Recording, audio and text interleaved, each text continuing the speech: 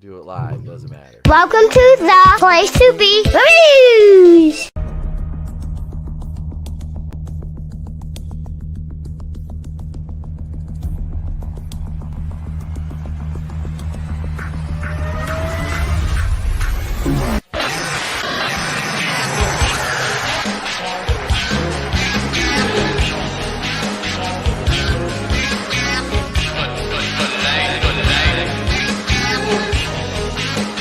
The following announcement has been paid for by the New World Order.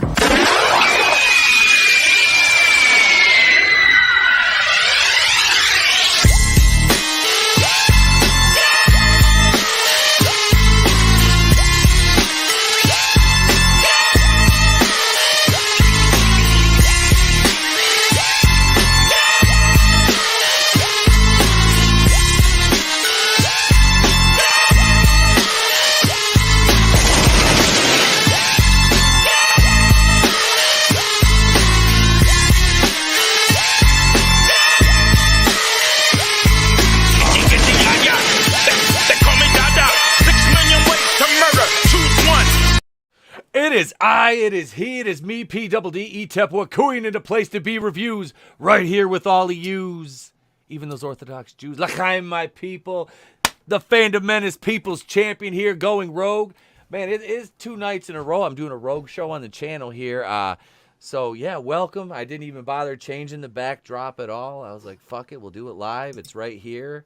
Let me take it over to my co-host with the most, Mr. Tony Tone Deaf. Ladies and gentlemen, it is the owner of the worst channel on YouTube and commander to the Legion of Deaf Heads, the world's wokest warrior, primitive-sided, toxic fanboy aligned with the like-minded, Tony Tone Deaf, rocking with you, going in rogue, the place to be, reviews. What's up, everybody out there in the chat tonight? Esteemed gentlemen on the panel, pleasure's all mine. I'm looking forward to a great show. Let's rock this hump day. Let's do this. And let me introduce our guest this evening, ladies and gentlemen, Mr. Vinny Tartamella, Vinnieart. Hey guys, Tony, Etep, what's up, brothers? I am the owner and creator of Mela Art World. I've created multiple comic book projects. I've worked for people like Todd McFarlane, Image Comics, you name it. I've pretty much done it. My newest campaign is shot of the KRAKEN, which you can see this beautiful icon. That's what it's from. And I love hanging out with you guys. It's always a blast. Man, we're glad to have you back on the show always, Vinny. It is a pleasure, sir. I'm glad to hear that. Dude, it is, man. It is. Like I said, we met and was it the dump or going rogue one night? And I was like, I got to get this cat on the stream with us, man. And that was like a couple months ago. Yeah, he's a staple around here now. Yeah, I think it was a Walton stream. It was. I think it was a Tuesday night. Mm-hmm. It was TR4 when you came on. But yeah, man. Hey, look, Snortapoopus Cuber. He says, hello, humans and other critters. Hello to you, sir. Thank you for joining us. I always mess up that if it's Snortapoopus. I ain't a critter. I'm an American. I'm American. American made. Critters. Do you remember that movie, Critters? That's another like 80s gem right there, dude. Haven't seen it in years. I know it's one of those ones because like I watched somebody do a review of it. It was just a random YouTube channel. Quite a good size following. I mean, I think they had 50,000 subscribers or something. But they did a lot of 80s horror reviews. So I was kind of watching some of them, and I was like, I wonder, because it was a couple of years ago. I was like, I wonder how that's held up because I haven't watched the movie in a while, but I'm like, man, it was as a kid, it wasn't really scary. I mean, there were some scary parts to Critters, but for the most part, it was fun. It was just a fun fucking movie. Didn't they have that one that came out of the toilet? No, that was Ghoulies. Yeah, that was Ghoulies. Yep, that was Ghoulies that had the one come out of the toilet because it was on the cover of the the VHS. Yeah. I almost said DVD, but it was VHS back then. Oh, shit. I gotta look that shit up now. Yeah, I know, right? It's like, because I swear to God, the little fucker's head was sticking over the edge of the toilet. Oh, yeah. You're right. I told you that. Yeah, Critters were a little bit bigger. Yeah, Critters were, they were like, probably like that big, but they folded up into a ball. I mean, they stood up, they were probably like that, I'd say. you know, but yeah, them little bastards were mean too. They eat. That's the thing. They ate their fucking kills. Yeah. That They was remind wild. me of some of my relatives. Little hairy, they eat too much. They're small and hairy and eat too much. Little bastards. Oh God. Yeah, fuck man. It's been a crazy week. We hit 615 tonight. Nice. So Hell yeah. thank you to everybody. I'm thanking the subscribers, man. Not me. I didn't do shit. All I did was say, hey, you guys want to subscribe? I make videos. And they're like, what the hell? What the hell? Like, we'll give this fucking crazy bastard a shot. So yeah, thank you guys. Like I said, if I hit 625 by Friday, I'll do a morning show on Friday. Because I'll be kidless and I'll have some spare time. So if we get close, man, if we get like 623, I'm still gonna do the fucking show Friday morning, not Friday night. Because the Friday night show is on hiatus for a while. Till at least we get over 1,000. Then we might see Phantom Menace Friday Night Live make a comeback. Nice. But I need some downtime. Yeah. I'm there. How the fuck did you get so many watch hours already? Because I stream so damn much. That's why I stream so much. And I tell you what, having one video hit 39K on the views gets you a lot of watch hours. So Yeah. I'm lucky there. I got that. It's the Pixar video, man.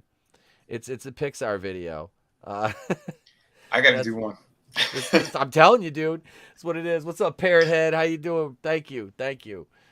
He says the orange shirt draws folks in. It's Tony's shirt. It says orange. It's eye catching. It is. It was is. Sinatra's favorite color. Oh, Thank orange you, was? Vinny. Nice. Well, It's a they happy- booted me off for my red hat. So no, I'm kidding. Hey, I got red skin on my hat. I mean, shit. Get these motherfuckers kicking me off my own. I'll get canceled. I'm telling you. Get canceled. Hashtag make clown world great again. Yeah. We're already in clown world. I mean, you can fall upstairs. I mean, Right. you can fail upward in Hollywood. It's a sliding scale for crazy these days. Yep. God, let's speaking of clown world and crazy It's all connected. it is too. And crazy shit. Let me find it here. Where's it at? Where the hell's this thing? Here it is right here. It's time for some holy shit news. Let's do it. Let's fuck it. We'll do it live. Holy shit! Are you thinking what I'm thinking? I don't know. Were you thinking, holy shit, a swordfish almost went through my head? Holy shit! Holy shit! And all the assholes want us to shit all over everything. Holy shit!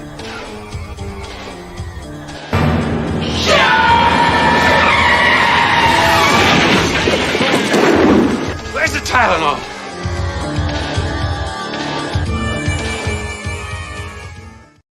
All right, here we are. Smokinggun.com. Of course, there's a pop-up ad. God, Jesus, the site. It's such a great site. Botched order prompted Big Mac attack. Minnesotan 39 charged with assault following domestic beef. They should be fired for that. Oh, Jesus, help me, Rhonda. And the They got- puns keep coming. They got Lil Wayne? Actually, no, not enough face tattoos. We the baby. We the baby. Let's see. March 24th.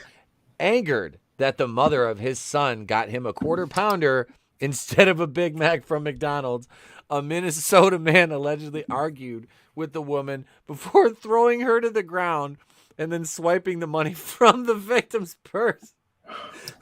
Wow. That's class. Jesus Christ. Responding to a flurry of 911 Quarter calls. pounder is better, stupid ass. Yeah, I was going to say a quarter pounder is better than a Big Mac. I mean, Yeah, they use the better meat and everything. look at this. I mean, Fresh, you got never frozen. 2 all beef patties, special sauce, Mm-hmm. pickles. No, but I go with a quarter pounder if I'm doing that. If I'm going that route with the food or food. If you're beating your lady down, robbing her, and then going back to McDonald's. If I feel like robbing my woman's purse, I'm gonna go for McDonald's. I can do that. I'll go through, I'll rob her purse and shit. I mean, hey, what are you gonna do, right? And look, I don't ever want to bring race into this, but can we address the elephant in the room? White supremacy is running rampant. Nailed it. That's it. Holy shit. Yeah. How are they gonna spin this to make it against all of us, all us white folk? Oh, let's see. It'll happen. Watch. Somehow it'll be systemic Big Mac racism, because the Big Mac is a symbol of white supremacy. I don't know. I'm really reaching here. I'm really reaching. This is like trying. Like, it's more food. Like, I know. what if I ordered a Big Mac and they gave me a quarter pounder instead, I'd be like, oh, thank you. I said Big Mac on accident. I'm stoned. Like, I would be happy. Like, what are you doing, dude? You're not even the reconstituted onions. You're getting them fresh slivers, homie. Right? Dude, I want to know how high this guy was and what was he really on? Oh, was dude. it meth? Was it crack? Wait, how'd that song go? I'm on that good cushion alcohol. I got some down bitches I can call. That's it, right? He was on that good cushion alcohol, man. That's what I'm guessing anyway. I mean, shit. But speaking of good kush, alcohol, enemas, trees, and whatnots, let me bring in another member of the panel this evening, ladies and gentlemen. Author Stephen Walton. Have we figured out how white people are responsible for this? We're trying to break it down. I think it has something to do with the cows. Ronald McDonald is in whiteface. That's all anyone needs to know. Ronald McDonald is a symbol of the fucking the systemic white supremacist fucking movement in this country. Yeah. He's the only untouchable ginger. I blame the Grimace. That's the problem. Grimace is just like a purple amorphous blob with he's a two butt legs. plug. I thought Grimace died last summer. Like, what would you do if you were standing in a dark alleyway and like the Grimace walked up on you? Like it looked at you in that way, like you didn't know if he was gonna. Yeah, Grimace always looks at you some type of way. Like, Grimace always looks at you some type of way, dude. He's fucking scary. Like he is. With those like, dead eyes, right? Stephen, that's right up your alley. Yeah, I like him. Dead eyes. So all she has to do is mouth breathe, and I'm down. Go hello. That's all right. That's the claim I levied against journalists. I got to use air quotes as this journalists. Like Rachel Leischman from the Mary Sue today in my daily shorts video, I referred to her as a mouth breather. But to be fair, I also called her a future spinster, one of the future spinsters that works at the Mary Sue or something like that. Yeah, she fits that. She fits that mold. But yeah, she's just a mouth breathing idiot. That's I'm thinking Grimace has to have one of those like locking mechanisms in his dressing room, how Matt Lauer did. Absolutely. Absolutely. Yeah, you go to leave and you hear the little click and turn around and there's just those dead eyes staring at you, that goofy smile. Grimace is the mascot you send in to find out which puppets have fetishes. Like he sniffs them out. I think that's why what's his name? The Hamburglar, he doesn't speak. Something happened in that room. Rubble. That's the Hamburglar's fault. Oh shit! So, hail dastardly.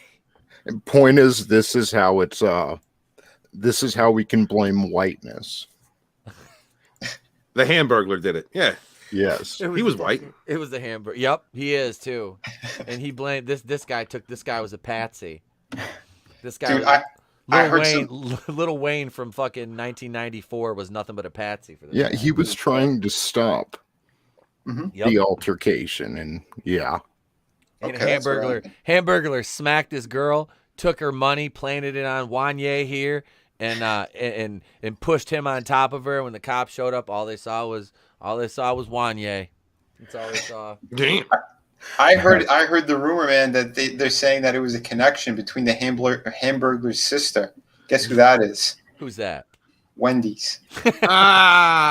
Dude, Wendy's is savage on Twitter. They don't fucking play. Like Wendy's, no, seriously, dude. The Wendy's account on Twitter is roasted like Burger King, like Pizza Hut. Like they don't fuck around. That's awesome. They did. Do you remember when they did that domestic violence, that "Why I Stayed" hashtag? Like I think it was Wendy's did something there. Like it was like hashtag "Why I Stayed." Was it like a Frosty and fries or something? I was like, God damn! Oh shit! It was like this was like years ago. I saw because like some comedian did like it was like on a I want to say like it was back when John Oliver was funny, so it was probably like 2014 for like 5 minutes. Right. But yeah, I just remember seeing it because like they did like a bunch of Wendy's tweets. I was like, they're just like roasting people. I'm like, this is fucking great. Like To be fair, people roasted them too. yeah. But, I meant like, during the summer of love. Never mind. oh no, I trust me. I knew what you were going for. We had the '60s had their summer of love. So did we. Yeah. I bet all you smelt was burgers for like weeks after they burnt that Wendy's down. Oh God. I worked at a Domino's and a Burger King across the street caught on fire, and for real, like you only smelt Whoppers in the area for like a week. It was awesome. Wow. Nice. Dude. Did anyone ever make that into a cologne? Fuck yeah. Yo, if you like fat bitches. Both Amy Schumer comes fucking hunting down. Right. Just creeping out. The grimace approves. Rooting through the dirt and shit. She's twirling her hair. Do I smell fresh, never frozen, flame broiled ground beef? Yeah. Smashing an ice cream cone to her chest. She's like, "Is it made my way?" Ding, fries are done. Ding, fries are done. Oh God, let's see. The woman told the abuse that what's this guy's name? Muhammad Abu Baker.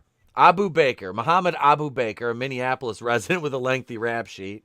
No comment. According to a criminal complaint, the 39-year-old Abu Baker was visiting the victim for the last few days. With the victim, the pair are parents to a 3-year-old boy. Oh, he's baby daddy. Okay.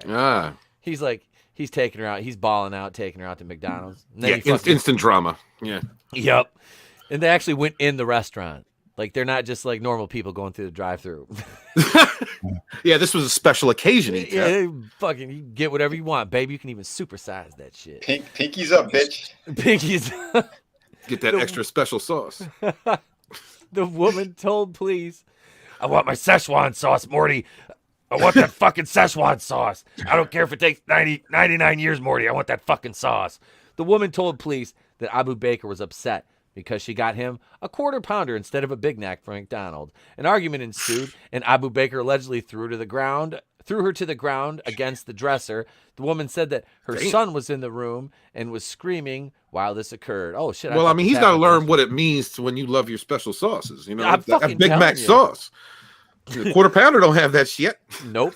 What are they putting in that special sauce? I'm ketchup and some kind of dressing. That's Thousand Island, I think, isn't it? Yeah. It's like Thousand Island or something. Blue meth. Blue meth. Fucking Breaking Bad McDonald's edition.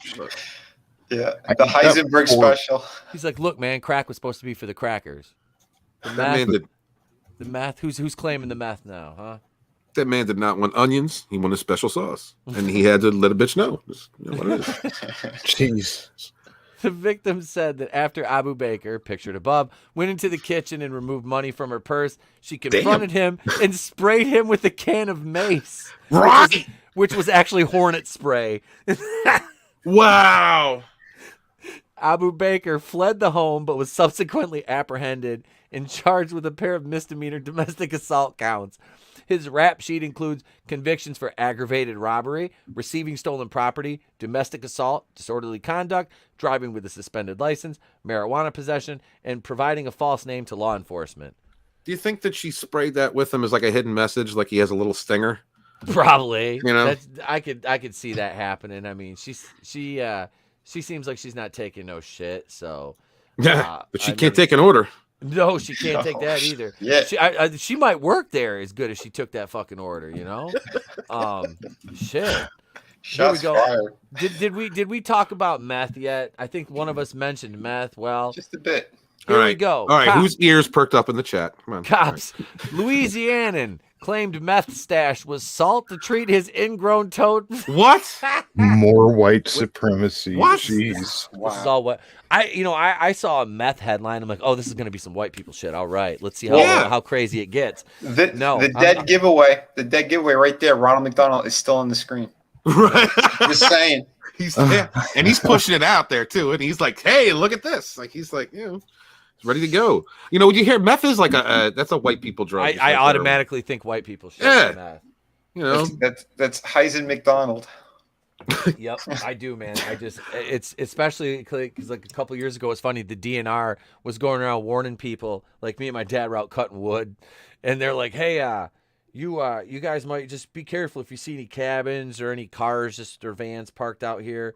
And my dad's like, "Let me guess, meth labs, right?" The guy's like, "Yeah." He goes, "Yeah." He goes, "They have a tendency to like blow themselves up." So, literally, it was funny. This girl and guy I went to school with. Their dad did that shit, like just fucking blew himself up. Like He was in there cooking in his fucking underwear, you know, and shit. And just blew himself up. It was. I was like, man, wouldn't you me and my friend? I was like, wouldn't you be proud of that? Like, have to come back to school and like his daughter moved to a different she moved to a different fucking state for a while. Yeah, I'd be done. Like my dad blew himself up. Like. I don't even know the guy was a couple years older than me. And I'm gonna be honest with you. He was kind of a dick to me when I was a kid. So I wasn't like celebrating, you know, but I was kind of like, yeah. You were laughing. You can say I did a little bit. I was like, yeah, somewhere he was like, I deep down inside, the little fucking kid that got picked on, you know, throughout my childhood was like, fuck you. But you basically went, ha ha. It was like I ran into like this one quick. Before we get into this, I ran into this guy that used to bully me unmercifully on the school bus as a kid. He was like in high school when I was probably like, I don't know. Well, yeah, probably like a freshman when I was in like fucking kindergarten or first grade. And he used to fuck with me just unmercifully. Really? Yes. He was a douchebag, dude. So like, well, my old man put a stop to that after a while, but like, I didn't want to say anything for a while, you know, because I was embarrassed. I was a little fucking, I was a little runt when I was small. So he used to pick on me. So I'm sitting at a bar in my hometown. I was like probably about, I don't know, 27, 28. I really started to get myself back in a really good shape because I was in wrestling and shit. I just gotten in the wrestling business. And I'm sitting there at the bar, you know, and I'm there with my friends. I'm just standing there getting a drink, you know, waiting for drinks. And I look next to me, and this motherfucker is sitting next to me. And I looked at him, and he didn't recognize me. He hadn't seen me since I was a kid. Yeah, he's picked on a dozen, you know. Yep. He didn't recognize me. So I'm fucking sitting there next to him. And the bartender says something to me, and he fucking tried to be smart, and I fucking said something, just kind of snapped at him, and he fucking looked at me, and I just looked at him. I said, "Is there a problem?"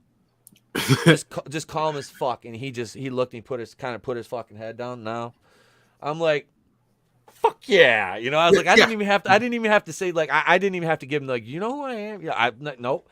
I think, do we have a problem? Well, that's because that guy was a coward his entire life, and there was an equal right there. He not standing up. He looked like life had fucking drug him through the fucking dirt and kicked him in the head repeatedly. Karma's a bitch. It was probably his fault. Yep. So I did. That was like one thing I was like, would it have been fucking like amazing to just like blow his teeth out the back of his neck? Yeah, but a person like that's not worth catching a case over. So you know what I mean? It's just exactly because these people, they're miserable. They're horrible people because happy people, good people, they don't bully others. They don't try to rip others down. You know, and that was it, man. It's like I've been picked on. You know, this motherfucker like made my like part of my fucking like first year of school on the bus like miserable because he was just a piece of shit. You know, he came from a shit family. And so it was like life fucking finally kicked his ass. Speaking of life kicking your ass, let's talk about this guy. When Louisiana cops yesterday found a clear crystal-like substance inside a plastic Walmart bag in his pocket, John, that's classy. What? Keeping your meth in a Walmart bag. What? Bruh. Enough said. John Combs did not, like some suspects, claim it was a laxative or sugar and cornstarch to use in baking a cake. No. The 47-year-old Combs explained to police the substance was salt, which he had to treat an ingrown toenail. Turns out it was methamphetamine, according to a probable cause affidavit. after spotting Combs, who was carrying a large wooden stick, walking in the middle of West Monroe Roadway about 4:25 a.m. Tuesday. A cop asked Combs to put down the stick and patted him down for any more possible weapons. Uh-oh, that's white supremacy right there. Well, he was walking on that roadway for 2 days straight. Yeah, he was just looking for a place where he could have put his meth so that he could soak that ingrown toenail. I'm curious to know what that would actually do. Not a damn thing, right? Be a waste of perfectly good meth. Now, Walton, how would you know that? I'm just assuming. I mean, that's not where you put meth. What do you do? I got a foot fetish. I'm putting my meth on my foot. Right. Balm a wound with it. What the fuck? I don't know. I don't know what that math adds up to. During the frisk, Combs reportedly sought to keep the patrolman from searching his pants pocket where he held the crystalline substance. While home remedies for an ingrown toenail can include soaking the foot in a warm Epsom salt bath, the cop who examined Coates' purported salt identified the substance as methamphetamine. Seen above, Combs was arrested for possession of a controlled dangerous substance. He was booked in the Shita Parish Jail on a felony charge. That's no. I mean, the poor guy's walking on freaking roadways all hours of the night. You don't have a car. He's just gonna walk and stick. The meth was for energy, so he could get home. Absolutely, right? He'd walk past it like 20 times in the previous day. I gotta forget. Rode him hard and put him to bed wet. Yep, that's right, Parrot Head. Let's see. Abdastardly. Remember that scene in Grosse Point Blank when he meets his bully in the hallway and he could have just wasted him? Yep. That was such an underrated movie with John Cusack, man. Grosse Point Blank. God. I did enjoy that. That shit was good. I know. Ask Richard Pryor. Yeah, Richard Pryor lit his own fucking head on fire, man. Wasn't it him that lit his head on fire? Yeah. It was Richard Pryor. That's he talks about it on stage. Yeah, I was gonna say because I know Martin had a public meltdown, and he ran out in the middle of the road or something like that. But I knew Pryor. Oh, he was wearing the hefty garbage bag. It was to lose weight or something. He was sweating. He was trying to sweat it out. I feel bad, man. People were making fun of him in the because I still haven't seen Bad Boys for Life. I haven't watched it yet. It looks good. I just haven't got around to watching it, honestly. That was pretty good. I did see that. That's like I said. I want to check it out. But speaking of bullying, I just want to mention that these bastards have damaged me so often that I have counted that we talked about wood twice in the last 10 minutes, and not the chat or the panel had anything to say about it. Thank you. See. Thank you. We can be kind. We can be kind at times. We can be kind. We won't mention your proclivities for dendrophilia. Dicks. That's where I'm at now. I'm counting the references and waiting. We won't mention that at all. But no, this guy, fuck, man. Yeah, it was like I said, Martin. I felt bad for Martin because he just got he just got fucking dogged for being fat, and I'm like, man, he's 50 something, I mean, he basically retired from acting for the most part. I'm like, he's probably just chilling, enjoying himself, eating fucking food. And wait, who blew up? Martin Lawrence did. Oh, did he? Yeah, he had a dad bod since 32. I was gonna say he was never in that great of fucking shape anyway.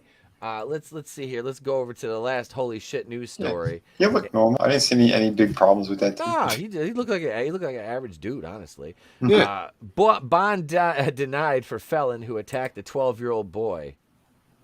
Good. Yeah, a judge has denied a bond reduction for a convicted felon who last year was recorded brutally sucker punching a 12-year-old boy dancing on a Missouri street corner, according to court records. In a motion filed this month, Cedric Moore, 28, asked a circuit court judge to modify his $50,000 cash bond to a surety bond, which could be posted by a bail bondsman. No.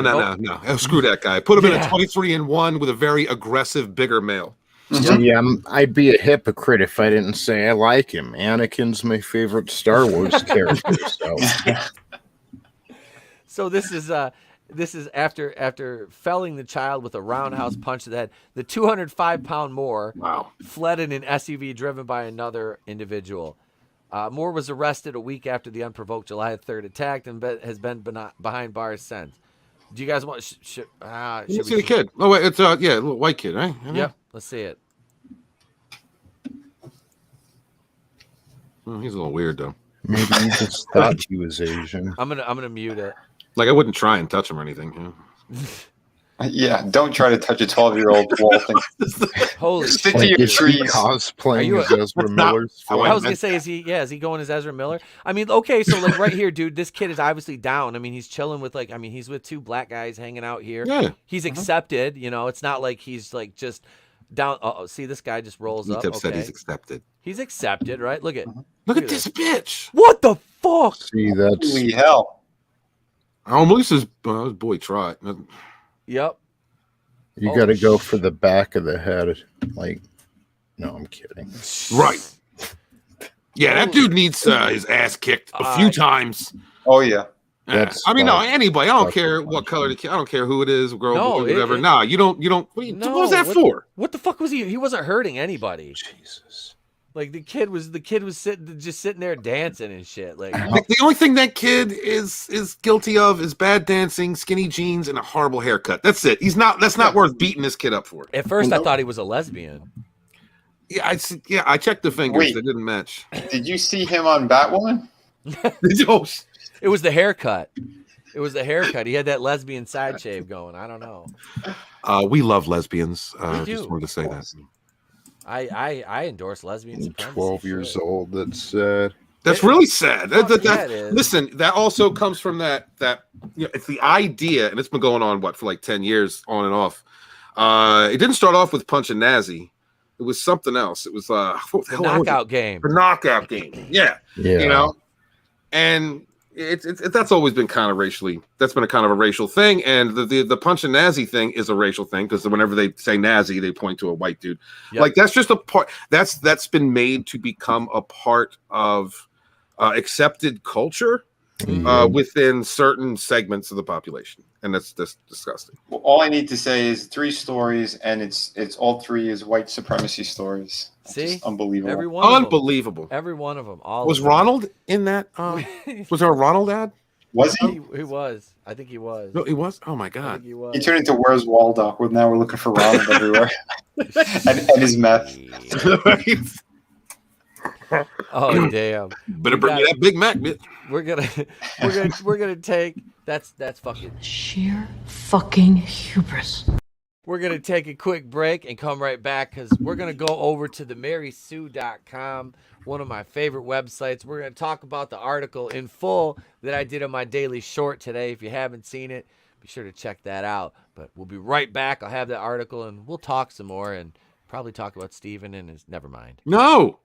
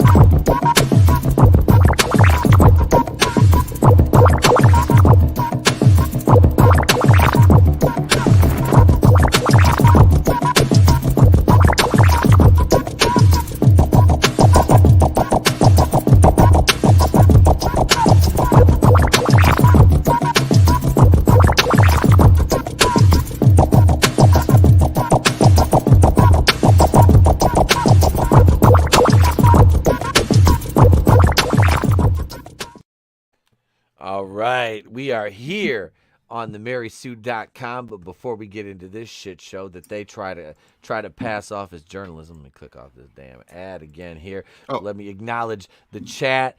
Keely Chow, the Fandom Menace, Ultron is here. We got Parrot Head, Daisy Divine, Glinzer, and yeah, but M Dastardly's up here. Snortapoopas Q Burr. What? Snortapoopas Q Burr. He's a friendly creature. At the beginning of every stream, he says, "Hello." See right here, look. Hello, humans and other critters. He's always a friendly chap in the chat. Angelus Draven just showed the Phantom Menace vampire. What's up, bro? Hell, bro. How you doing? Hail, Angelus Draven. You don't subscribe to him. Subscribe to Late Gaming Lounge. Show your support for these great independent creators here in Phantom Menace on YouTube. I have to ask a question. Yes, sir. The guy on the moped, was he wearing hamburger cologne?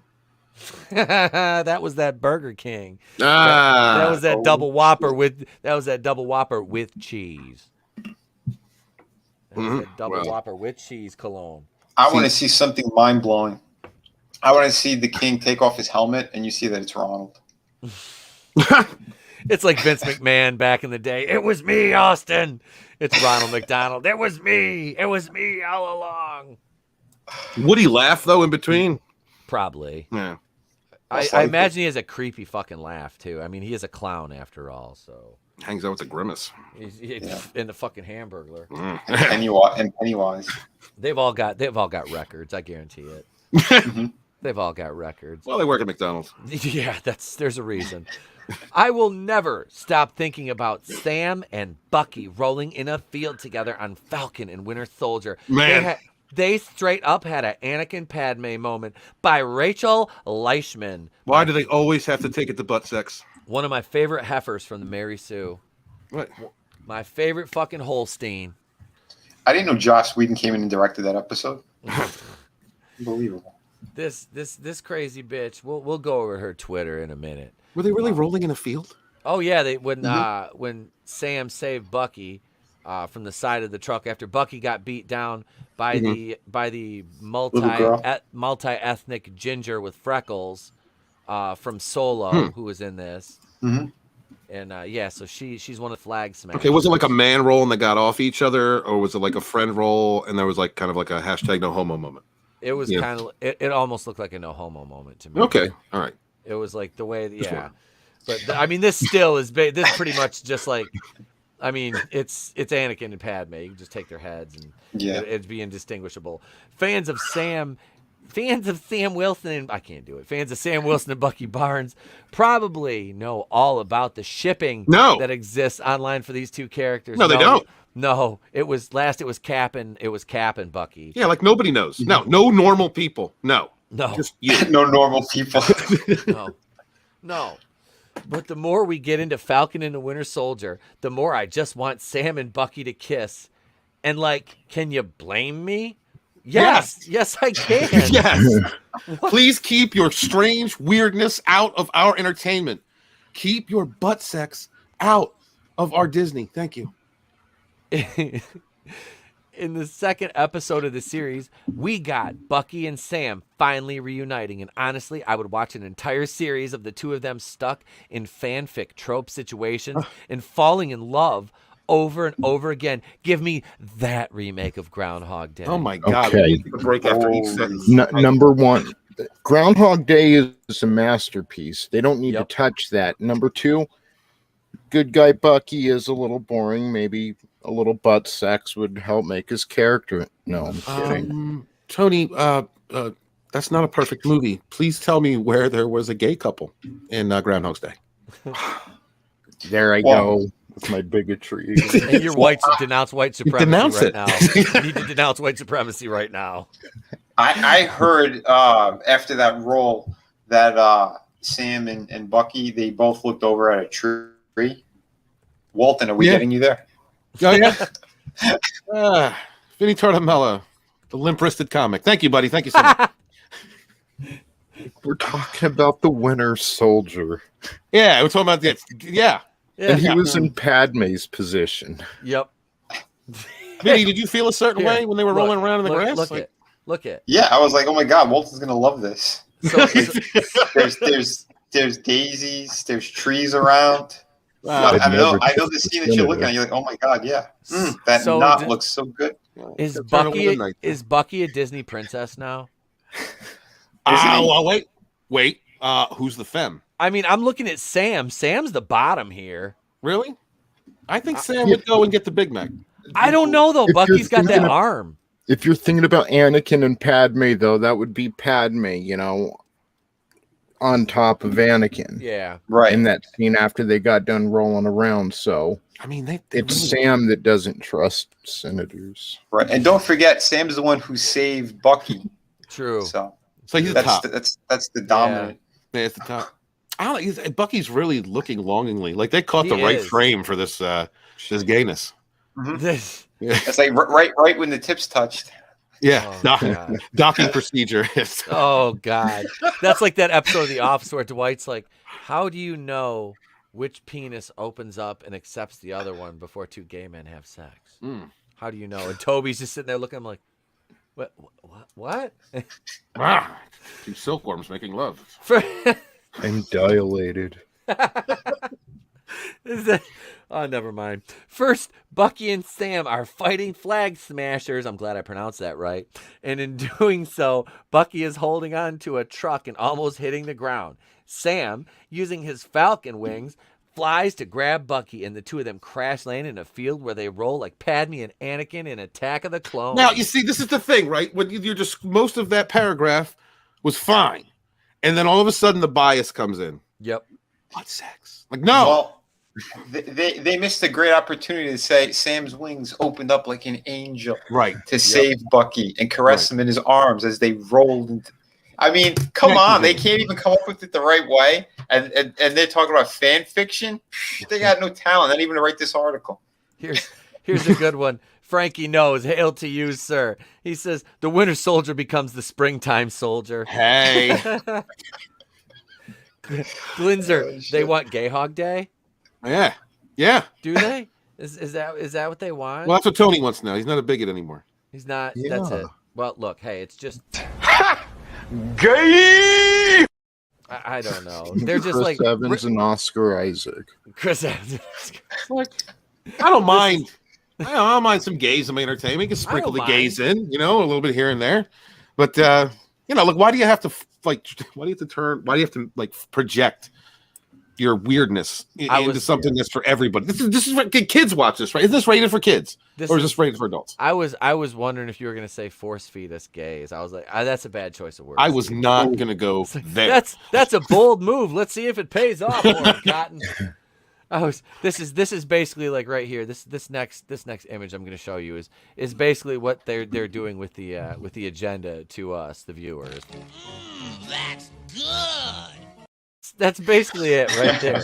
That's what they're doing. They're just like, here, just put it in your mouth and shut up. Uh-oh, he's been eating dog treats. Oh no, Parrothead says Steven is banned from the tree farm. Yeah, it's because I said something and then Vinny said something. I was going to start. Sorry. From there, Sam forces himself to sit, laces no spaces with his legs, facing Bucky as the two are in couples therapy. So please, tell me how I'm not supposed to ship these two. Bitch, you be a normal human being. Either be a fucking lesbian or take dick and shut the fuck up. Stop talking to the guy who's walking up Road 425 with a Walmart bag full of meth. And a stick. Well, honestly, this chick lives alone with I think 2 or 3 cats, and writes for the Mary Sue. 2 or 3 dozen cats. Come on, right. I know. I was lowballing. I want, yeah. The door open that goes into the garage, and that's like their area. El Salvador. Oh, Salvador's in the chat. What's up, brother? What's up, Sal? Hail, Sal. Hell, brother. What's going on, my man? Tim Possible's here. Hail to you, Tim Possible. Sal, I love how you come in every time and just insult from the bat. You really do need an OnlyFans or a Twitch, because you know how to treat your simps, bro. I just do it. That is Sal's Zoidberg right there. I love it. I love it. I love it. Always, man. Let's see. So she said, how am I not supposed to ship these two? And I said, bitch, be a normal fucking human being. Let's see. Sam and Bucky literally look at each other and get close by having the other's knees in between their legs. Oh, my God. Come on, Marvel. Yeah, here it is right here. This is like the scene from the... Like, what the... Like, these people really are perverts. Wow. Yeah, these people... an actress, and okay, she's beautiful, but I'm not imagining, whoever scissoring each other. Right. Yeah, these are. Although Gal Gadot and I don't know, what's her face, Scarlett Johansson. If they did a movie together, I'd be like, yeah, let's see some of that. Yeah, I'm not gonna. I'm not gonna say I wouldn't like that because I mean, let's be honest. There's no red-blooded American man that's enjoys watching two beautiful women, do this thing, do the Batwoman thing. Right. We're not But writing in that same token, you're not watching the scene going, yeah, I want this to happen. Right. No, you think about it later going, yeah, they're fucking hot. Imagine if the two of them were together, and you're enjoying the movie. Yep. You're not going, oh yeah, they got their knees together. Let's see it. I'm not gonna go get on fucking Tumblr and be like, oh my god, fanfixies, you guys, check it out. Oh, the Falcon totally fucking pounded the Winter Soldier. No. Can I say I like Scarlett Johansson more and more every day. Mm-hmm. Like she just drops these little pills every now and then, like she did recently about we're actors, not politicians. If I wanted to talk about that, I would have been a politician. Right. Paraphrasing, but as much as I dislike Disney, I almost want to go support her movie just for that. But she's one of the few actors I think I'm starting to really like in Hollywood. I think she deserves a little more credit too, because she got canceled twice, and from what I understand, Ghost in the Machine made sense. Like it can be different people. It doesn't have to be an Asian person. Like Ghost in the Shell. Yeah, Ghost in the Ghost Shell. in the Machine. Was that a Stephen King? Ghost in the Shell, and then dumbass 90s horror movie or something. Yeah, Ghost in the Shell. Excuse me, but canceled. Well, she was canceled, or no? She was threatened. I thought she was canceled. They threatened her for that. They were mad that the lead role didn't go to an Asian person, and then she was supposed to play a trans person, and she basically lost the job because so she understands more than anyone, and she seems like she's not afraid to use her brain in that cesspool. No, I mean, Tony, she just made that comment. Like, I've already liked her because she doesn't open her mouth and she does her job and looks good, and I like her. I like her acting as well. But she was talking about how politicians should, or not politicians, actors should keep politics out of their statements, and they should just do what they're paid to do, entertain, basically. And that's not verbatim, but like, yeah, exactly. Common sense. Thank you. A hot chick with common sense. All right. Where is the crazy? Where is it? Oh, it's there. Is it? Yeah. It's there. Let's not. She is being like gorgeous. I mean, gorgeous beyond gorgeous. So if she's not absolutely insane, she's a dude. I'm sorry. She's a unicorn. You think? Yeah. She might be a unicorn, honestly. But. No, these people, like I said, this Rachel Leischman, and like I said, we're gonna go over to her Twitter. Trust me, we'll go to her Twitter, and are we? Yes, we are. Thank you, Etep. I'm thrilled. We haven't done a fun with Twitter in a while, and we'll do that. She says, is it going to get worse when Sam brings Bucky home to meet his family and the two do a fun training course together? What? Is it just going to be fan fiction in the making every single episode? If you're not going to give me Sam and Bucky making out by the end of the Falcon and Winter Soldier, I just need to know what you want me to do on the fanfic side of things. Who thinks like this? There is no person that fists their own ass. I don't know. There is no rational human being that thinks like that and functions like that. Well, who goes to the Mary Sue aside for us to make fun of these articles? I think everybody. That's what everybody does. That reads them. I think that's it. I think it's basically just like YouTubers, like us, that are just like, hey, I need something to make a video out of. Let's go over here and. We'll pick apart this fucking cat lady's fucking article. No, listen, I'm not saying they're not out there, and might not run in these YouTube circles, but have any of you guys ever seen a YouTube video where they're praising the Mary Sue? Where they're like, yeah, I agree with that. No, I don't think I've ever seen anybody agree with them. Like, neither. Outside of like their comment sections are fucking hilarious on Facebook. Like, I'm not allowed to comment. I think they banned me from that. But the all four of my accounts. Maybe people like Gail Simone and Joe Quesada, maybe they praise them. What do we, M. Dastardly says, what do we want you to do? Go away. That's what we want. Yeah. Daisy said she has a signed copy of Twilight on her shelf. Yeah. Supposedly ScarJo has stock in knee pads, says Parrot Head. Huh. I would like to find that out. Frankie knows this article's fan fiction, isn't it? Says, far, far away forever. Mm-hmm. Daisy says, right now at the Mary Sue, they're celebrating the first hit of the day. No, this will be their second because I used this article in my, like I said, in my daily short video today, to make fun of this cat lady. So Rachel Leischman and we go back. I started when I started YouTubing. She was one of the very first writers on the Mary Sue, journalists that I started reading her articles. Between her, Princess Weeks, and Jessica Mason, once I'm monetized, I'm going to make a living off you. Thank you.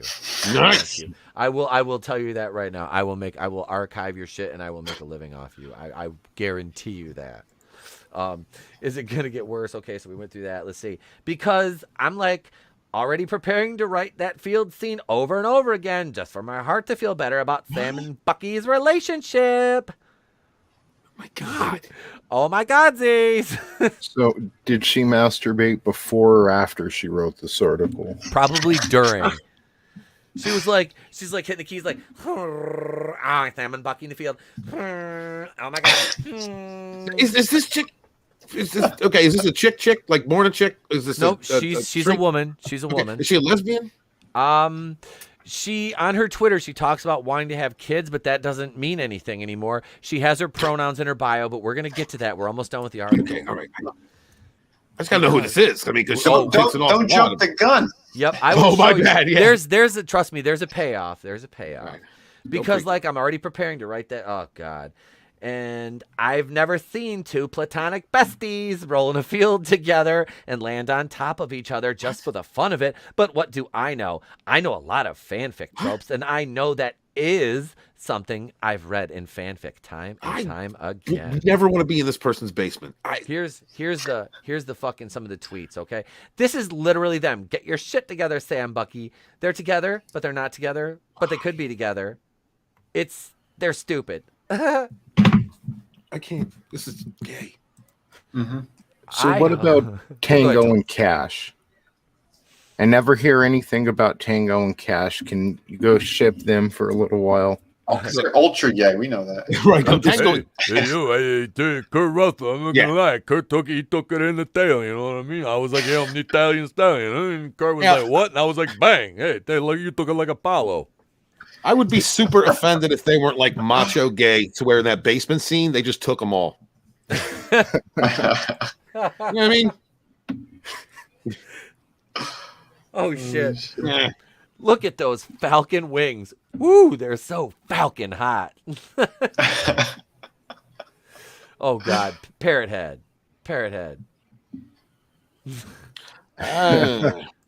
It's a peanut butter dragon. Mary Sue or Mary Sewage? Mary Sewage, that is fucking brilliant. Yes. I'm gonna use that, and I'm gonna credit you for that every time I fucking use that. I'm right. Do it, man. Do it down right now. Can you leave Parrothead's comment up for a little while? Can you leave it up there? I just can't believe that. Yep. Thank you. Yeah. Referencing Frankie Knows is the writer to Through the Woods, by the way. I love it. I love it. Beautiful. He's real pretty with his words. He's a wordsmith. I'm glad that his words went with your asses. Right? The words and asses just meld together in harmony. Mm-hmm. And everyone was speechless. I hope this next episode of Falcon and Winter Soldier includes Sam and Bucky just being like trapped in a tiny space together and bumping noses or something because, oh my Godsies, just pull all the fanfic tropes in this series for me and my heart. What a moment. I know that Marvel is not going to give me Sam and Bucky kissing, but my God, the sexual tension between those two is not fair. This woman is like 400 pounds, right? We're gonna see. We're gonna see pictures. She looks like Lena Dunham's sister that got doodled. Oh my God! If you guys want to give me more field roles between these two, I will take all that. Honey, you already have enough roles. Okay, so remember, the Mary Sue has a strict comment policy that forbids, but is not limited to, personal assaults towards anyone, hate speech, and trolling. Oh, this whole damn thing is trolling. What are you talking about? Let's see. Let's scroll through. This is Rachel. Rachel, she, her is an I, Tanya stan who used to have a poster of Frank Sinatra on her wall as a kid. She loves superheroes, weird musicals, wants Robert Downey Jr. to release a new album, and would sell her soul for Pedro Pascal's Craven the Hunter. Pedro. Oh my God. She is Leslie Knope, and she's okay with that. Secretly, Grogu's mom and Lizzie Olsen's best friend. What? Ridiculous jumble of crazy shit that I've ever read in my life. Okay, so let's visit her on Twitter, shall we? Was Tanya Harding's sex tape not like that's like the worst celebrity sex tape? I right? have never been more fucking. I've never wanted to like sue somebody for mental damage than I have Jeff Gillooly and Tanya Harding. You know, I had actually wiped that from my mind until you brought it back up, Tony. Thank you very much. Dude, it's. I think it's so bad that they sell it at Walmart. Yeah. Here's $5 bin. Those are dead eyes. Yeah. Oh yeah. This is just saying. Soulless. I There's like nothing- dead eyes. there's- No, I'm just saying. There's nothing there. Yeah. There's Oh, nothing. what's the line from Jaws? Black, Black. soulless, Yep. like a doll's eyes. That would describe any woman at the Mary Sue look. So, Will Cry About Peter Parker is Leslie Knope, Diana Prince Stan, Grogu's mom, associate editor at the Mary Sue, at Pod Pascal co-host, she, her. And I feel like I need an antibiotic just reading that. And what is that? Who does that? Who sounds like that? Who talks like that? This crazy biatch. Anybody? Let's see. Me being an American, I'm going to die surrounded by the biggest idiots in the galaxy. Wow. Vinny, that's you. Oh, What are happy you talking birthday. about? I didn't write the Phantom Menace book. What are you talking about? She retweeted, happy birthday to the What idiot would baddest do that? Chloe Zhao. Chloe Zhao, Wait. isn't she doing that shitty Eternals movie? Isn't that I what don't Chloe know. Zhao is? I couldn't tell you. I thought it was maybe like a charity fundraiser for hungry people or something. I don't follow this trash. Oh, you don't? Really? Oh, here's Sorry. she. Sorry to disappoint. She tweeted this to Dave Filoni and Jon Favreau. Me as Mara Jade. Are you kidding me? No. Me as Mara Jade to Lucasfilm. No, there's absolutely no way. You and your crazy, weird butt sex fetish having woman would no. You're not being Mara Jade. Hey, Well, look, she's an actress too. Army Hammers. Yeah. Army Hammers Twitter. Is it me or does that just seem interesting to anybody else? I don't know. Should I follow Army Hammers? I think it is interesting. I'm curious. If you click onto him, does he say that he likes to eat women in his I pastime? know. You'll never find reasonable men at the top of tall mountains. No, you're right. Probably men like you that fucking Psychos. that ask women to cut off their toes and give it to them and then Yeah. eat their own fucking hair. He's like, I like to climb mountains. I like walks on the beaches, and I like to wear your toes around my neck. Jesus. Oh, here's another one. My brain when I ask it to stop thinking about Pedro Pascal's. What was that gay mustache thing? All right, cool. Oh God. He looks see like a what gay Mexican Yes. porn star or something. You know, Let's like he see. serves drinks at the There's- gay bar. Let's see. Not that there's anything wrong with that. If any of you motherfuckers If you say try so. and pull some shit tomorrow for April Fool's Day, so help me. Vinny, I have so many gay people in my family. I don't care. Bless you. Yeah. Family reunion. I don't know. I just say whatever. What if Ooh, they God. called- What if they called Falcon and the Winter Soldier the Shield and then Michael Chiklis showed up? Shut up, bitch. You're not funny. That was hilarious. You almost hit that like button. You almost hit that heart. Oh That my would've been God, funny. Vinny. We would have caught. I would have not said anything if he did it, Vinny, and just like clipped it and put it on my StreamYard. You Oh, dick. that'd be great. I totally would have done that. Dick. That's it. There's gonna be tree gifts now. Let's see. Wait, what are we doing here? Vaginas What did she in the say? rain. Did I need to make this list nearly 3,000 words? Absolutely not. But I'm not ashamed, and I'm not wrong either. I love all my fictional boys, even if they wouldn't do too well in an apocalypse-like situation. Please don't breed. She won't. I can guarantee you that. Me to all the men on this app who yell at me about Star Wars. I'm not What? playing it. I don't get it. Oh, fuck it. Whatever.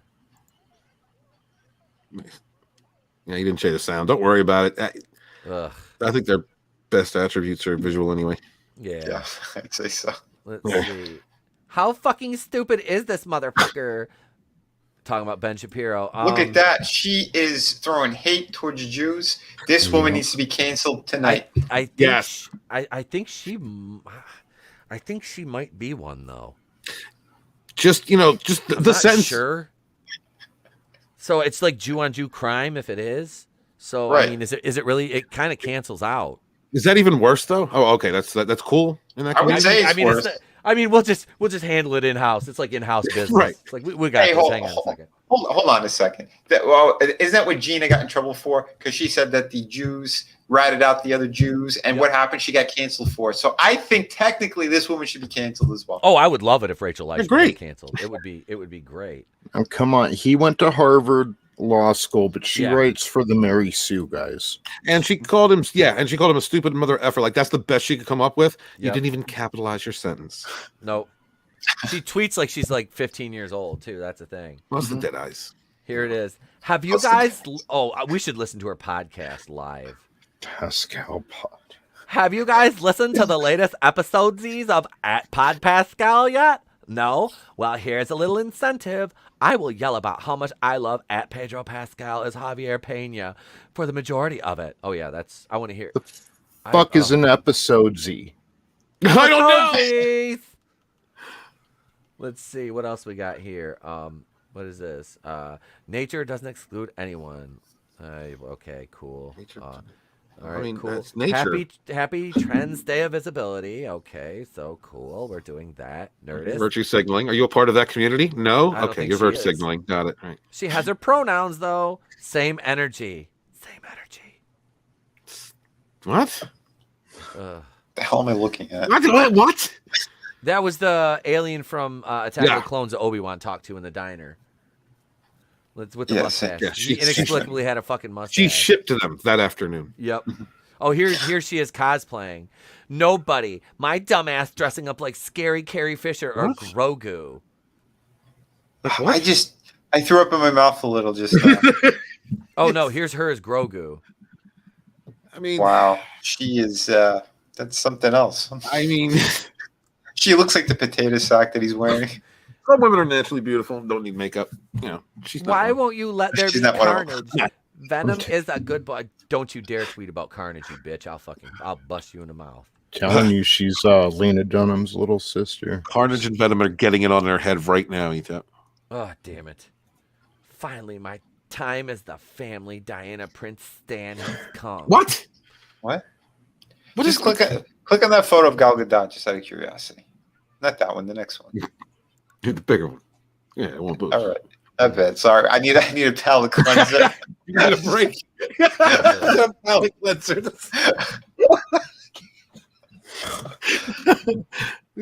Whoa, hey, dude, you can't do that. I was laughing at my eyes shut and I opened up and there was like something really weird on the screen. It was just Momoa. I thought Zack Snyder's movie was a alt-right movement. Yeah, right? She Do it. better, Oh, wait. There's an Italian joke there.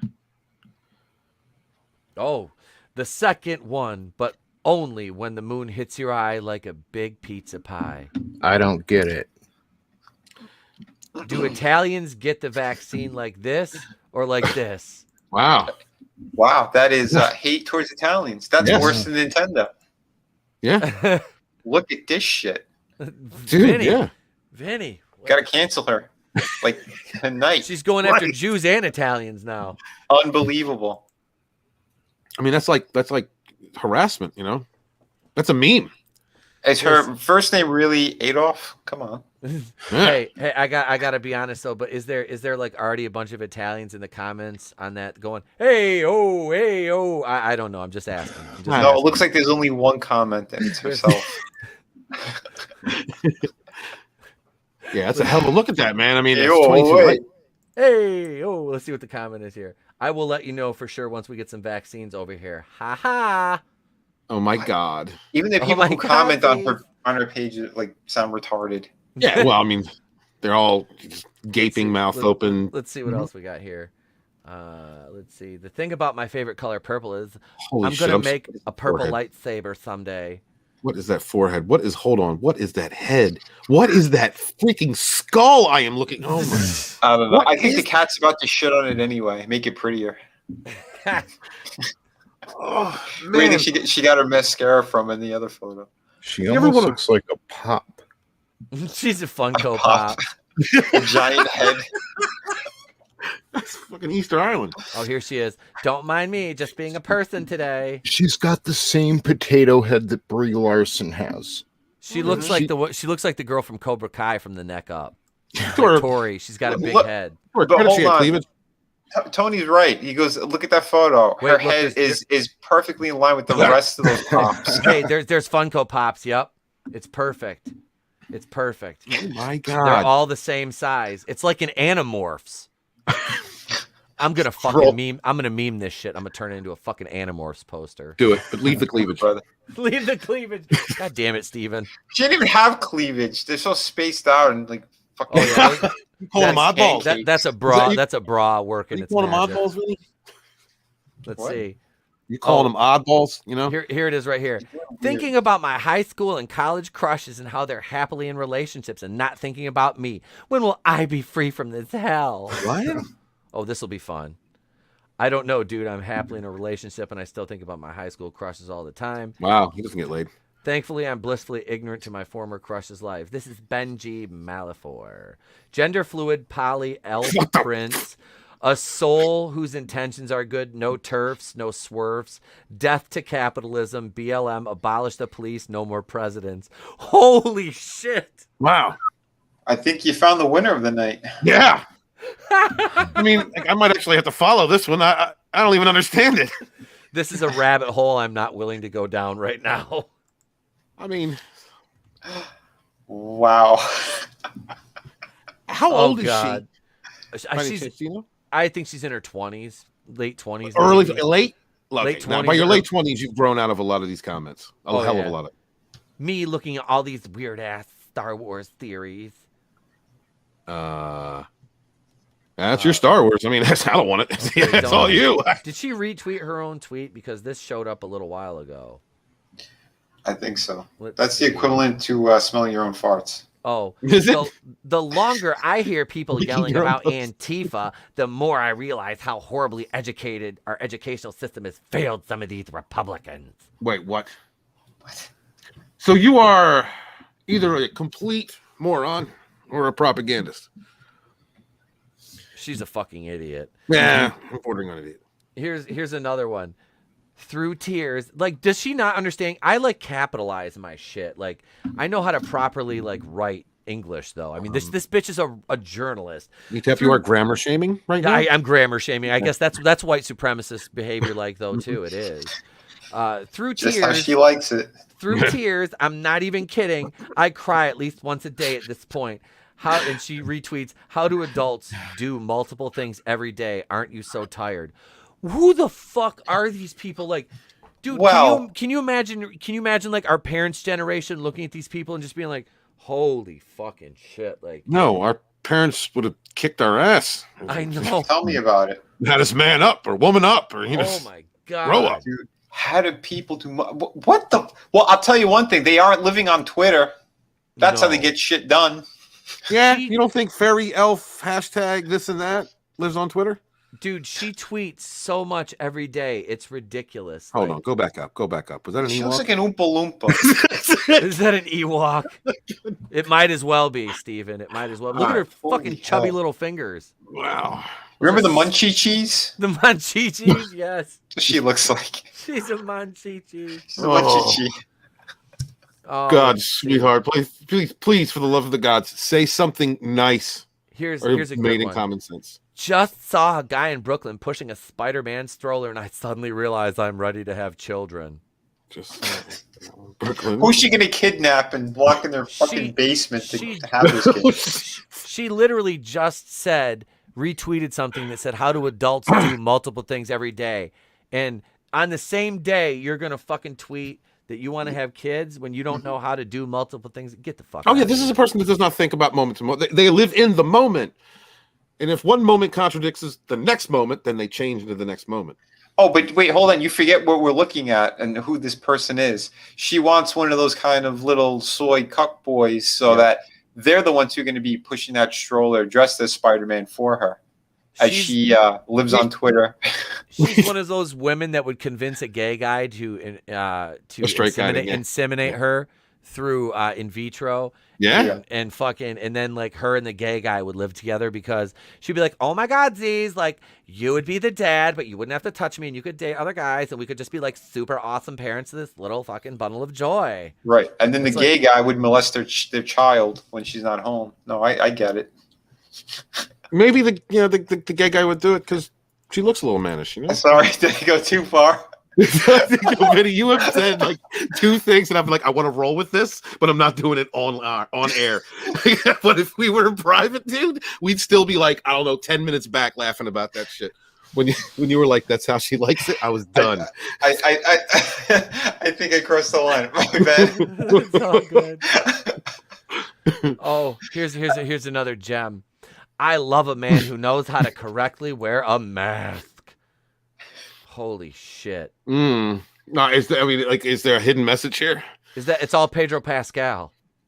Of course. Oh, is that what it is? She has a fucking like unhealthy obsession. Yeah. Like, I couldn't tell who it was because they're wearing a mask over their face. Here's a good one. Women just don't like Star Wars. It's a fact. I don't get it. She's making fun of, like, she's saying like this is the kind of guy that says something like that. But you know, the love can't meme. But you know, let's see. I don't think I need to clarify, but this is obviously a meme or joke. Oh my God. Star Wars, clearly. Oh my God, Zays. Listen, I didn't mean, just in case any of you thought I was coming down on girls in Star Wars. The Force is female. Yeah. The retardation is strong with this one. It just goes on and on. I can't do anymore. That's thank you, brother. I went too fucking deep down that fucking rabbit. Yeah, the tard radiation was starting to affect us. You know, shit, dude. But we were spiraling out into places. You know, she's absolutely unhinged. Tony, would you date her? He had to step for a minute. Oh, did he? We'll be right back. Yeah. He took a drive down to go impregnate her.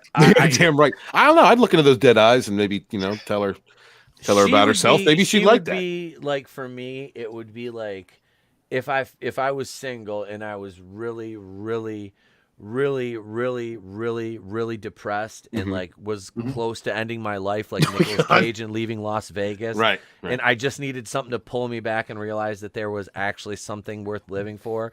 And I banged her, and then I would probably go fucking shoot myself. Nah, if I woke up next to her. No, I'm saying a bad week on a 6-pack. And I thought I went too far before.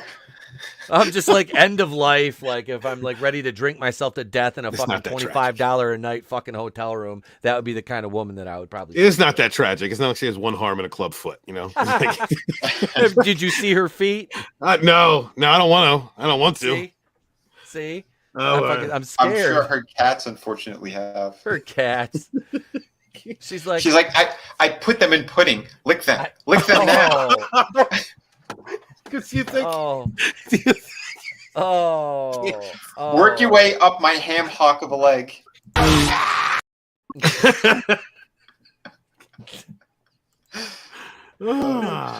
No, this hock right here. Like, oh Jesus, big girl, slow down, big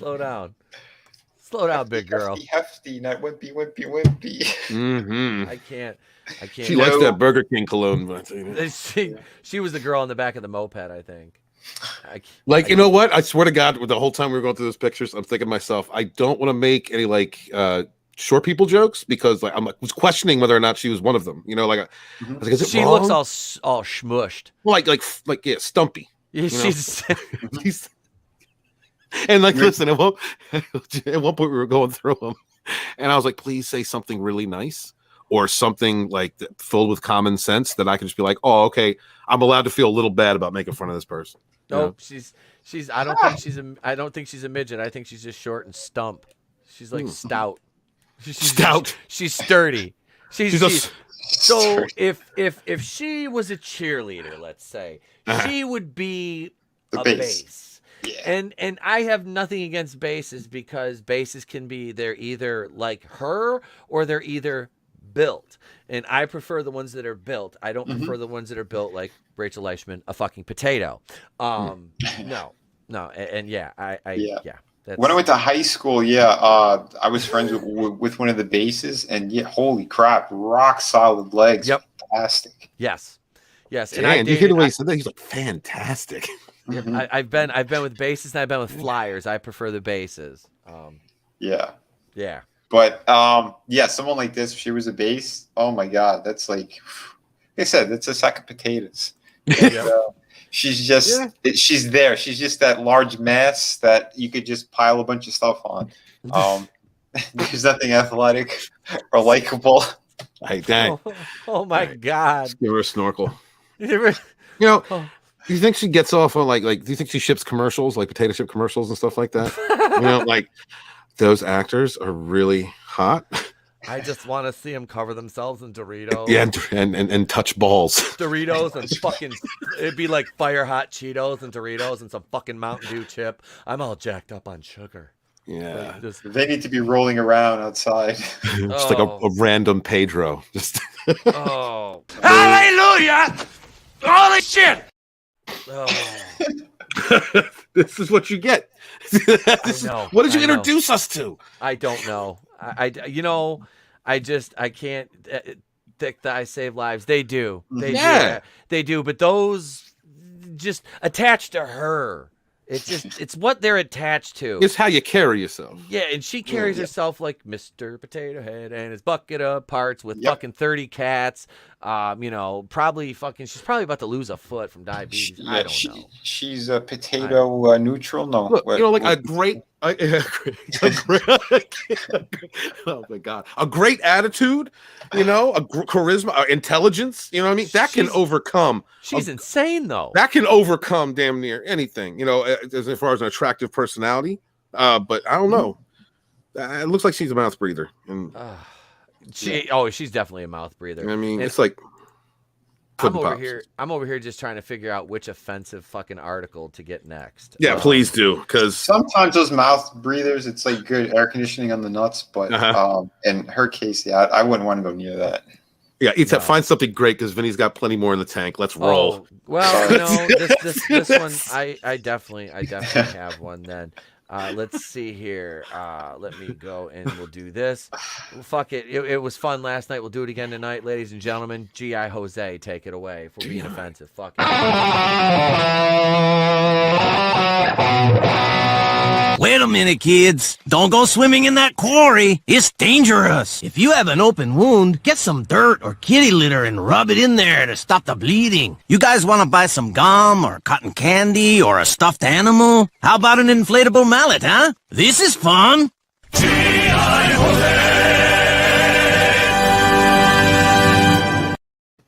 He is a real Mexican hero. How do you get those awesome clips? Those are the best. I just had to get that off YouTube. It was just a Family Guy cutscene. I played that yesterday on my Vine as well.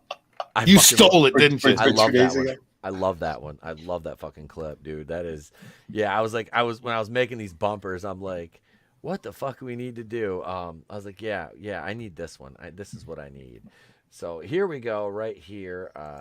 The Office called out for problematic portrayal of Asian women by guest star Kat On, as opposed to her twin sister Kat Off. But no, seriously. You mean the show that's been over and done with for a bunch of years? Now they're trying to cancel. Yeah, they're going back. They're going back now. Fantastic. They're really great at that. Yeah, well, damn near everybody today capitulated to the mob, and they're putting out content that nobody watches, except ETEP.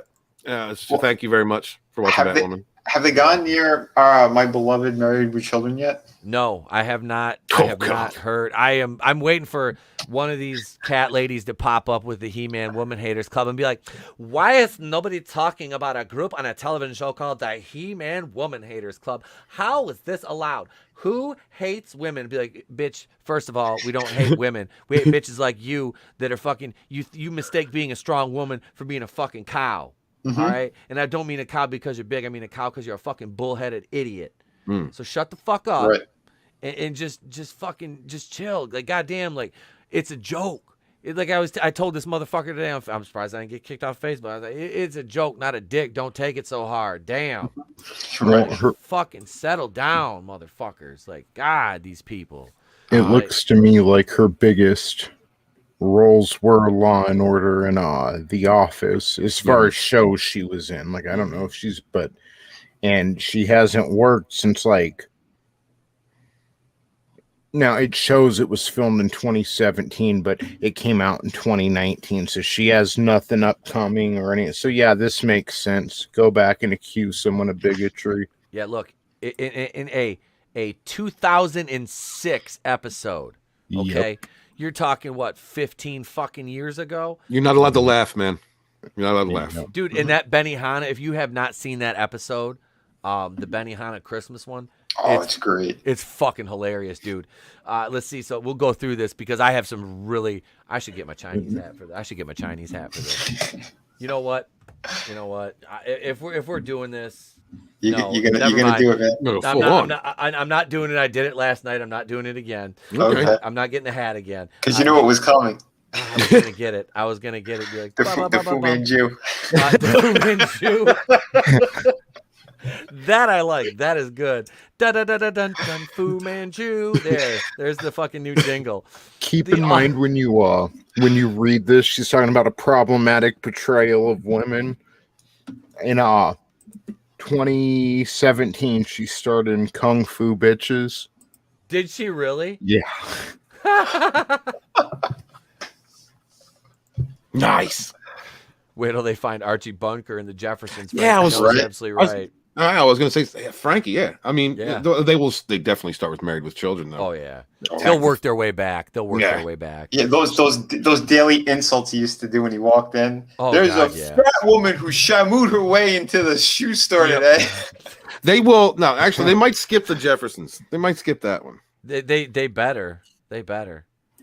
Ed O'Neill was in Modern Family, and that was like probably one of the few woke things that actually worked. So they're going to give him a little bit of leeway, maybe give it a buffer before they go after him. You say a fluffer? A buffer. That Well, yeah, I too. remember too. The one who played Marcy Darcy really fucking hated him in real life too. Yep. She caused a lot of problems. That's why they never got a season or series finale. I didn't know that. Amanda Bierce or whatever. Amanda Burse. Wait. The worst Sure. part of Fright Night. Yeah, she was like they tried to make her out to be sexy in Fright Night. And even as a kid, I was like, I ain't buying it. But that's Marcy. She's like a chicken. She's like a plucked chicken. Bitch, you can't. I'm a kid, and I'm just discovering what my body is capable of, and you ain't even making it do nothing. Charlie. The Not girls a in the tinkle. shampoo, the girls in the shampoo commercial did more than that bitch did. I mean, come on. Wow. Wow. Yeah, I loved that movie when I was a kid. Yeah. They used movie's to make great. great shampoo commercials in your defense. The movie is fucking great. Yeah, but, it is. I mean, no, when you were a kid and you had that big ass box TV in your living room and you used to walk up to it and look down to see if you could see the titties in the commercial. Right. Yeah. We're all done. We're all shoved. Yeah, our you're head forgetting I against- have no standards. So I was like, yeah, maybe. You're like, it's breathing? Sure. Yep. It's swaying in the wind? It's got a pulse. Let's go for it. Let's do it. We got it. Let's see here. This is gonna be a thumping good read. The Office has come under fire for its portrayal of Asian American women in season 3 episode from 2006. 2006. Let us remind you what was going on in this country. George W. Bush was still president in 2006, ladies and gentlemen. And you worry about an episode of the goddamn Office? Shut the fuck up. The Office episode in question, sorry, I had a seizure for a second, A Benihana Christmas, features a scene with 2 Asian American waitresses from the titular restaurant accompanying Michael and Andy back to Dunder Mifflin for a holiday party. In addition to referring to Benihana as Asian Hooters, Michael... That's funny as shit. What are you talking about? Fucking funny. Michael also marks one of the waitresses' arms with a Sharpie so that he'll be able to tell them apart. Oh, yeah. And that's hilarious, but she took part in it. So you can't Yep. turn around and bitch. You were saying, oh, this is fine for money. Yeah. Yeah. And he was like supposedly drunk when he did it too. So Kat On, who guest starred as one of the 2 Asian American waitresses, is now decrying the show over the role she played. Speaking with, of course, the Washington Post, a beacon of journalism and journalistic integrity, in a new interview, Kat On opened up about the situation nearly 15 years later, just dealing how her excitement to appear on the series quickly crumbled once she realized her character was just there to be the joke. Yeah, menopause does change a woman. Yep. Well, yeah, and so does not working for a long time. Exactly. Let's get attention. Yeah, the virtue signal, right? Yep. Hail, Nano Reaper. Hail to you. He says, "Fuck these cancel culture idiots." That's my sentiments exactly, brother. Absolutely. Hey, we don't have that much longer until Prodigal Son comes back either. I don't think. Who on The Office wasn't there to be the joke? Everybody was a fucking joke. Yeah, like everyone was like a stereotype or an extreme example of a personality type. Dude, look at Stanley. Look at Oscar. Look at even fucking Creed. He was like an old man stereotype. I mean, every character. I mean, they had development over the course of the 9 seasons or whatever they went. But fuck, I missed binge watching. Creed was awesome, man. He was hilarious. He wasn't even supposed to be a character, but they liked, and the actor was seriously in a fucking band in the 60s. He was an old hippie. He was an extra, and they're just like, we like this guy. He's crazy. So he is great, dude. I love that what they do with the character too. That he's like, it's all a fake identity. Yep. He might be wanted for murder. Yep. The Scranton Strangler thing. That whole Scranton Strangler like mythology took like flight like after the show was off the air. It was beautiful. Yeah. Like, that's still a Holy thing. shit. I love it. Let's see. Well, this is great. She says, "You're just told to shut up and be grateful. Actors have no power until they become a star," An said. From An's viewpoint, doing the episode also affected her personal life, as she also explained how the Office joke would continue to come up for years to come. This includes a coworker once attempting to draw on her arm in reference to a controversial storyline. Well, maybe she shouldn't have fucking been such a shitty actress and actually had to go to work at a Benihana's as a waitress. I'd like to refer to I like to refer to what she says. Actors have no power. You had no power. You did not have the ability to say no, to seek other work. You didn't have. You always have a choice. You always have personal power. Right. Oh, beep, beep, beep, beep, beep, beep. My bullshit radar is going off. Yep. Is it? Yeah. Hey, Darren, like my father before me. Evening all. Evening to you, sir. Evening, Darren. Yep. Here, Nano Reaper says, 15 years later, after she has spent all her money and her career has dried up like a swallow pool in the desert. Yep. Yeah. Absolutely. Nailed it. It's the cancel cult. Nothing but cultural about them. Exactly. Yeah. Do you think that she became? I guess she became offended by this over time. Yeah. Is that what she's saying, or she was offended at the time and she's still? She was offended at the time, but she couldn't say anything for fear she wouldn't get any work. Well, it doesn't sound like you're that good of an actress anyway. And unless you've been Weinstein, I really don't think you have. Oh, is she gonna say what mental anguish and shit? Like, come on. You know, I mean, this is on the racism scale, and you know, on the racism scale, this is like somebody walking up to me and throwing a couple pennies on the ground and just staring at me, going, "Your move," and I'm like. They know I'm going to bend over and pick them up. It's just a matter of fucking time and power of will. Right. I'm sorry. Did it upset you last time I did that? I won't do it again. No, I think it's funny. I don't care. I mean, it's comedy. What comedy has to have? It's got to push boundary. It has to. I mean, in the spirit of things. Let's see, where's it at? Here it is. In the spirit of things. Here we go. Oh, look, Joe's feeding them pennies. Oh! Somebody take a picture. There. God bless him. God bless him. There you go. There. Somebody take a picture. We have the ability to laugh at ourselves. It's fine. Everybody's fine. It's just a weapons malfunction. We're good. Nobody died. It's all right. An has previously spoken out about her feelings on her guest role on The Office. On TikTok, the place where everything of relevancy in our modern zeitgeist happens, fucking TikTok. In January, she detailed how problematic way the series depicted Asian women. In the video, An explains, I could do an accent here, but I won't. The storyline. If with you do it, you got to myself- put the hat on. I know I'm not putting the hat on. I'm Meet not the doing it tonight. TikTok. Sorry. I could do a Nemodian accent, but that's more Japanese anyway. Uglier version of the actresses at the Benihana. Okay, so the storyline with myself and the other Asian American actress is that we were the uglier version of the other actresses at Benihana. Also, that all Asian people look alike. We're one big monolith, and we're just one big walking stereotype without any personality, individuality, which is problematic. Okay, both of those women were actually pretty beautiful. And I don't understand like that we were the uglier versions of the actresses at Benihana. Yeah, I didn't get that either. Is it me or is that clunky wording? I don't. That's her looking in the mirror now and comparing it to then.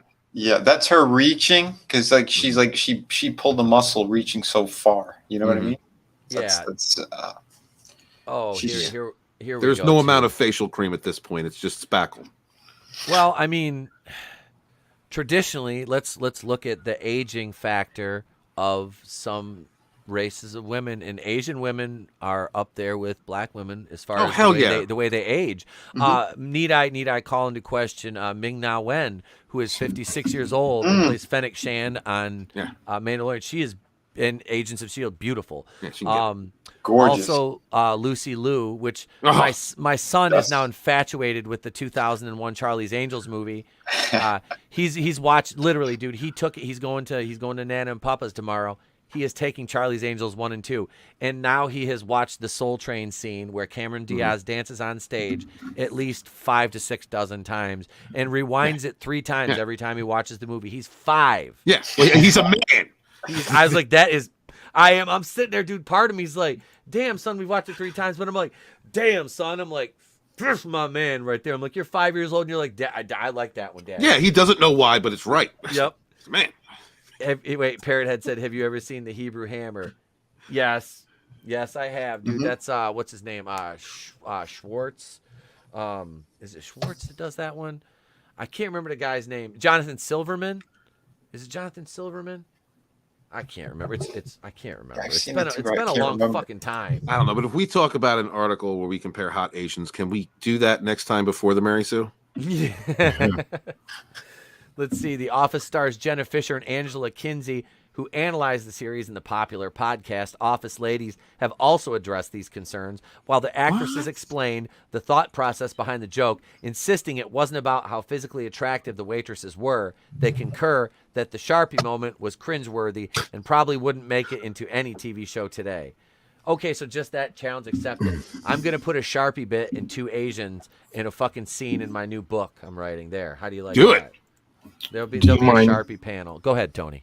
Okay, so she's complaining, the person who took part in the joke, and then Jenna Fisher and Angela Kingsley are complaining, who also took part in the show and the joke. Yes. All this is, and I'm so sick of this generation doing this. You can find this in professional wrestling. You can find this in the entertainment industry, politics, anywhere right now. I'm so sick of people doing things to become rich, to become famous, to become known, to get that notoriety, and then pulling the ladder up and telling everyone else, you can't do this. This isn't okay that I did it. Yep. I did it. I reaped the benefits of it, but now you can't do this. I'm so sick of everyone pulling the ladder up on each other. Like, stop. It's Sarah Silverman does it, she look at her comedy acts now. Oh no, none of that was okay. It's not okay if any, now that you've made it, it's not okay. Right. Yep. It's the oppression Olympics, man. They got that's it. They have to out virtue signal one another.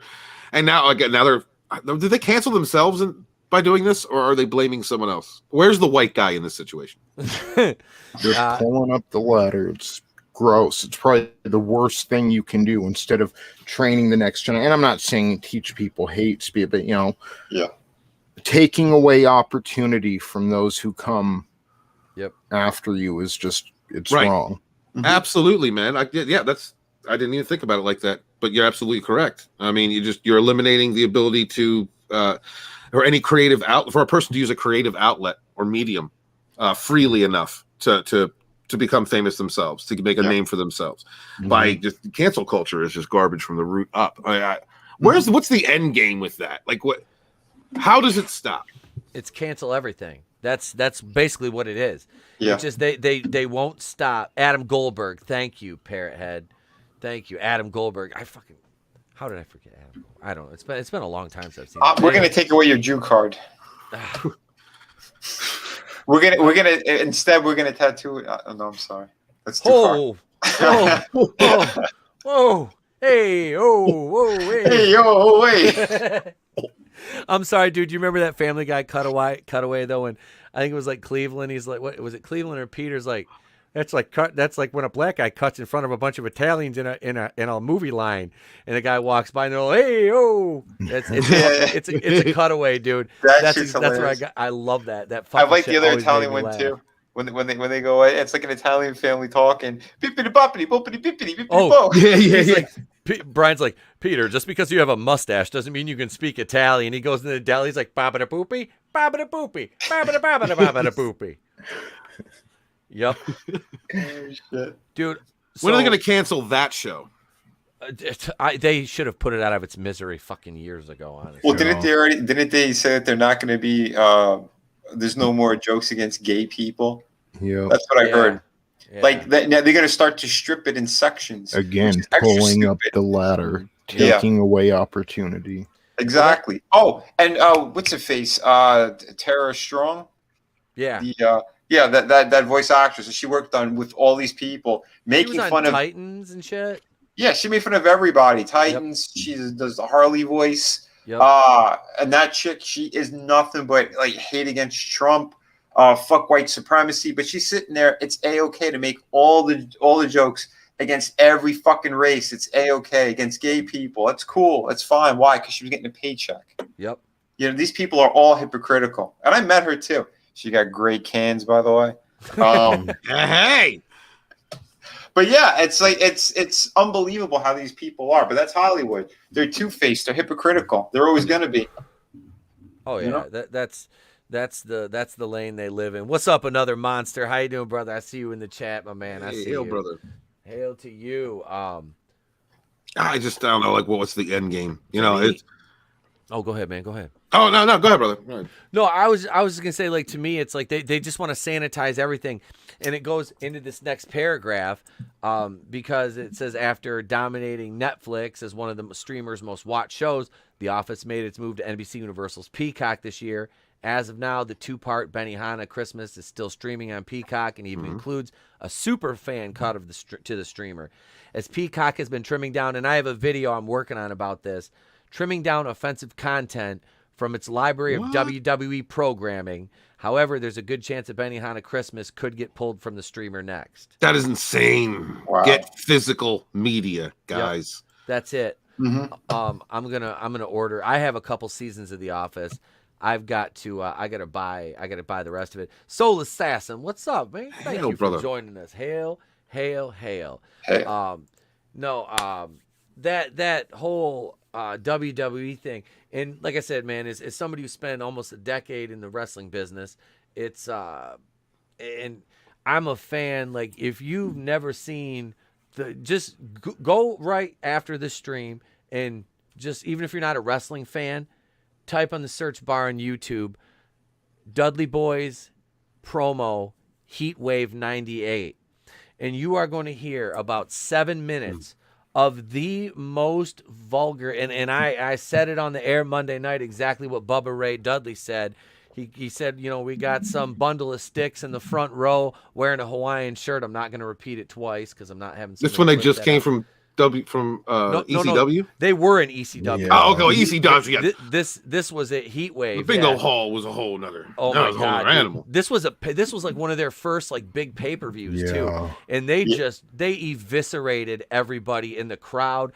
Like, that is what my whole gimmick was based on like Scott Hall from the NWO, but I acted when I cut my promos and talked like Bubba Ray Dudley. Like, that was the Dudleys were fantastic. Except I couldn't swear. That was my only thing. I couldn't swear. So like, I grew up about 25 minutes, 30 minutes from there. And like I knew people that worked from the ring crews. They loved it. You know, that was a really fun time. It was a really fun time. 1998 was my favorite year for wrestling, just in general. It was insane. My cousin used to go to those ECW matches, and he used to come back and he'd have like his shirt like covered in blood because he was like in the front row. Those people went crazy, man. The barbed wire matches, all that shit. Yeah.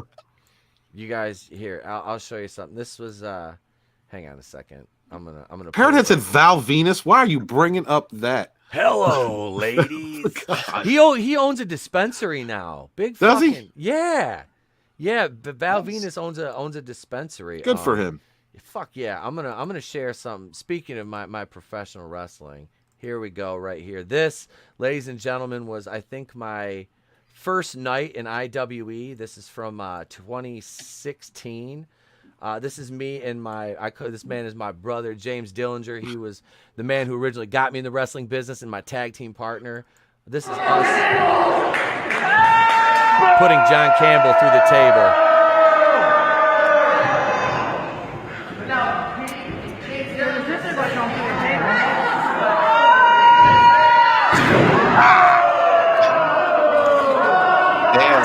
Look at that. What was somebody asked? Yep. That was ETEP get the tables. We did that to him. Fuck. Yeah, we did that to him a couple times. I gave him the Rick Rude neck breaker over 2 fucking chairs, and I hit the back of my head on the way down and gave myself a fucking concussion. And then we had to get back in the ring and beat him down afterwards. They're like calling me back in the ring to cut the promo, and I'm like, hang on a second, I can't fucking see. Wait, Frankie Nose said Sandman. I met Jim Fullington. He was a fucking douchebag. I hung out with him. In a bar after a show here in Michigan. He was a fucking dick. He was such an asshole. Oh my God. Like he was like Jeff Jarrett. Like I met Jeff Jarrett. He's a fucking prick too. I imagine he was. Yeah, he just was like, and it's like if it wasn't for his dad, he wouldn't have been shit. Like his dad got him started. Like, and Jeff was nothing but a mid-carder's whole fucking career. He fucking sucked his way into the fucking main event picture. He was just an ass kisser. Yeah, and was like, yeah, keep doing it. Even in WCW though, like he knew how to politic. He knew how to fucking politic backstage, and that's the only fucking reason he got to fucking be because he was a world champion in WCW for a minute. He never got hired in the Intercontinental title in the Fed because Vince didn't fucking like him. Yeah. But Vince was like, here's one of those good old boys. Tongue my sack. That's it. Look at me. I'm fucking 75 and I'm all jacked up on fucking steroids. They fucked up wrestling so bad. Yes, they did. As soon as I'm sorry, look, I know it wasn't as soon as, but when the Monday Night Wars were over, that was it. I was gonna say the night that fucking Shane McMahon and Vince McMahon appeared on WCW, the last Nitro down in Spring Break, when those two showed up on there, and Shane's like, I bought WCW, and Vince is like,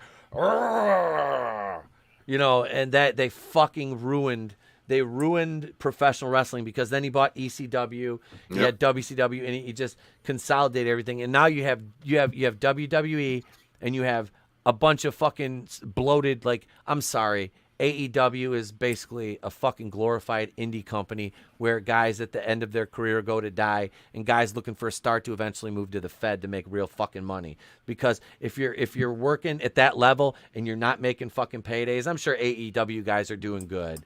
I'm sure they're doing good, but they're not making Fed money. And for what your body goes through in that fucking business, if you are not making every fucking dollar you can, get the fuck out, because you'll die by the time you're 45. This is why I said competition is good. When Vince bought up WCW, ECW, there was no competition. No. What happened? What happened? Yeah.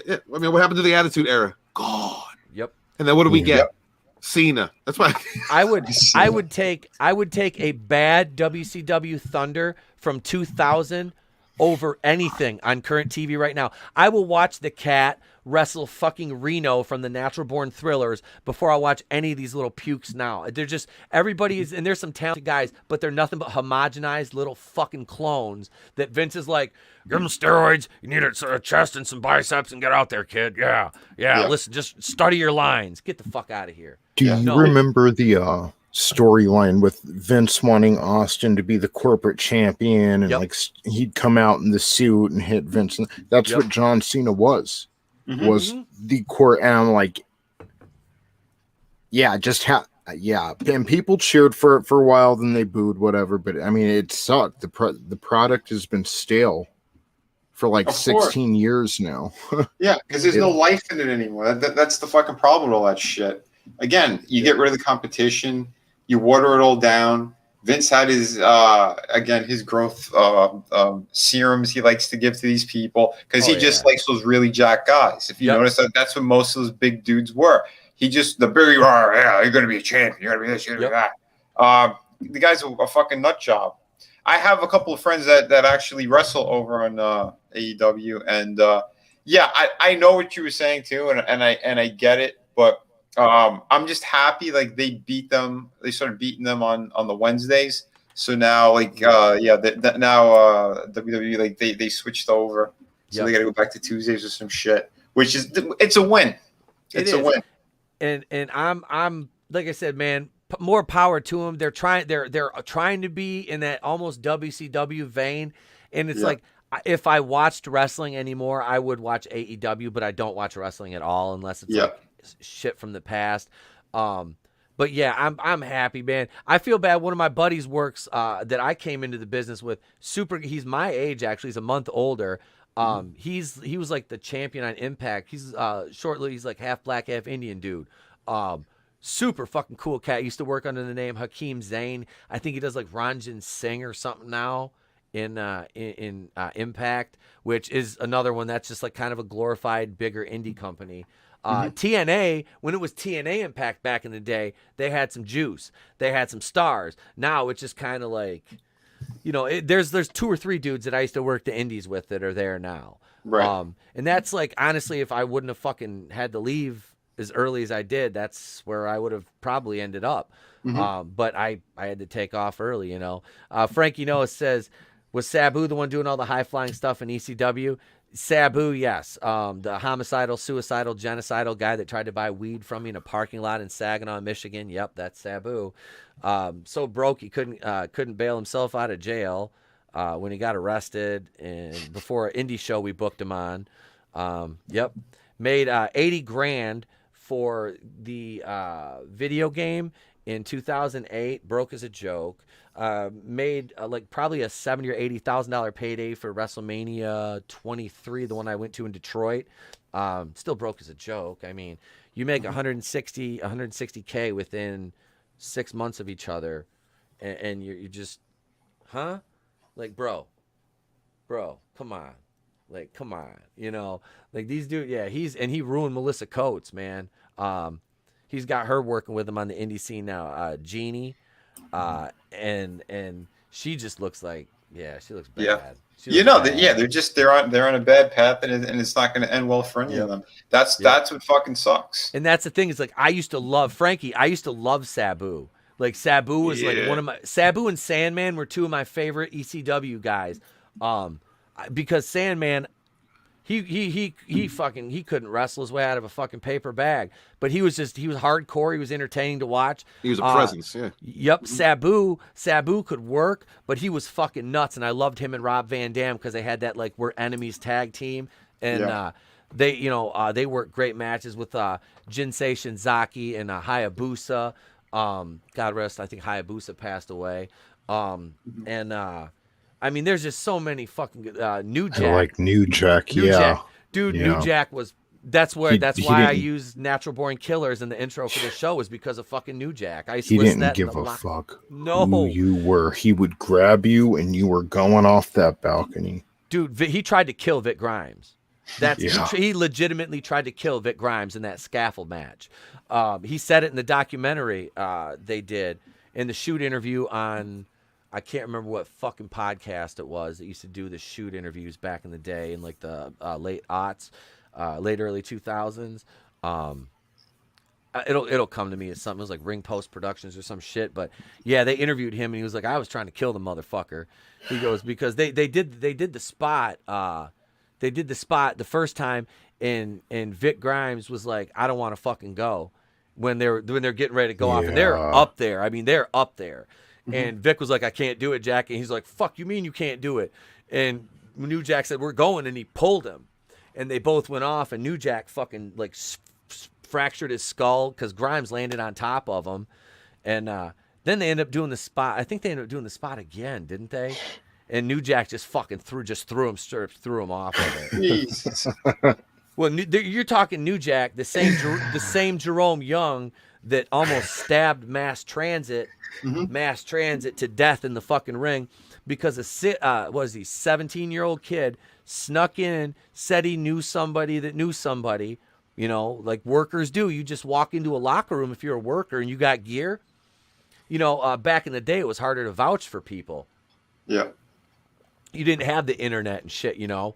There was no cell phones. You had to jump on a payphone and try to get a hold of somebody on a Saturday night when everybody's working bookings.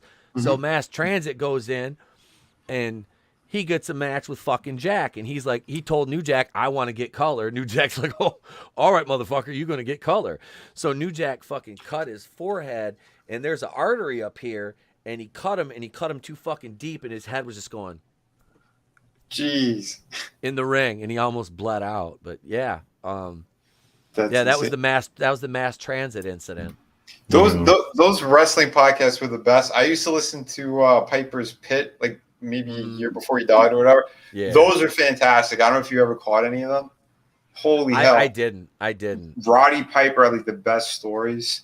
If you could ever find them, I highly suggest looking for him. He was entertaining as shit, man, all the way up to the end. Yeah, that hit me when he passed. Him and Eddie Guerrero. Yeah. Oh God, yeah, dude, Eddie. Eddie and losing Eddie and Chris Benoit the way we did. Benoit so close. Benoit hurt because I loved Chris Benoit. When he was kid, he was the Pegasus Kid in ECW and in various promotions when he first started in Mexico.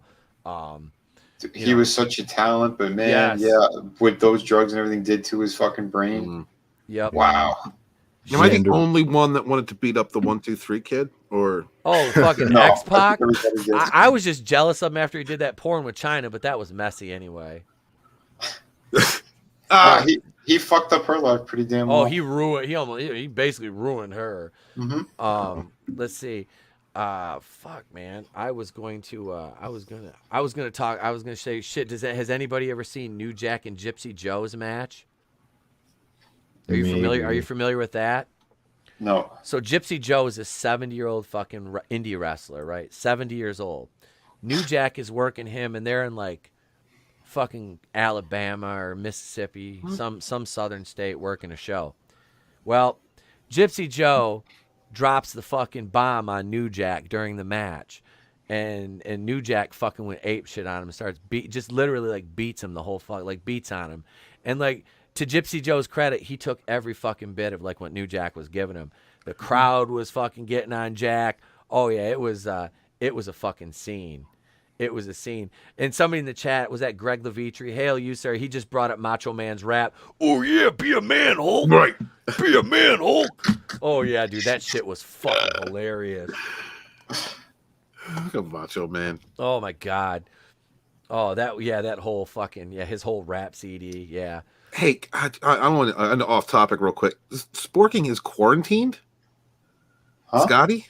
I didn't know that. Yeah, Scotty just texted me and said he's quarantined. So I texted him back. I said, did Angelus give you vampire AIDS? Is Scotty sparkling right now? We love you, man. We love you, bro. If you're all right, get better soon. If you're not, you know what I mean? Just get better. Yeah. Let us know. I thought I was exposed to it. I guess I'm all right. It's been a week. Never let Angelus bite you for any reason. He was like, "Hey, can I bite you?" I'm like, "No, man. We're friends, but damn, like, bite me." Well, fuck, I'm not a chicken nugget. I'm kosher, but dang, get back, man. I don't know, like a Kogel or something. Send them over to Rachel. She's over there. Ave Nagila. I don't know. We'll be right back, though. I got the main event article almost queued up, but I'm a dirt to her, so we're gonna do this, and then we'll be right back.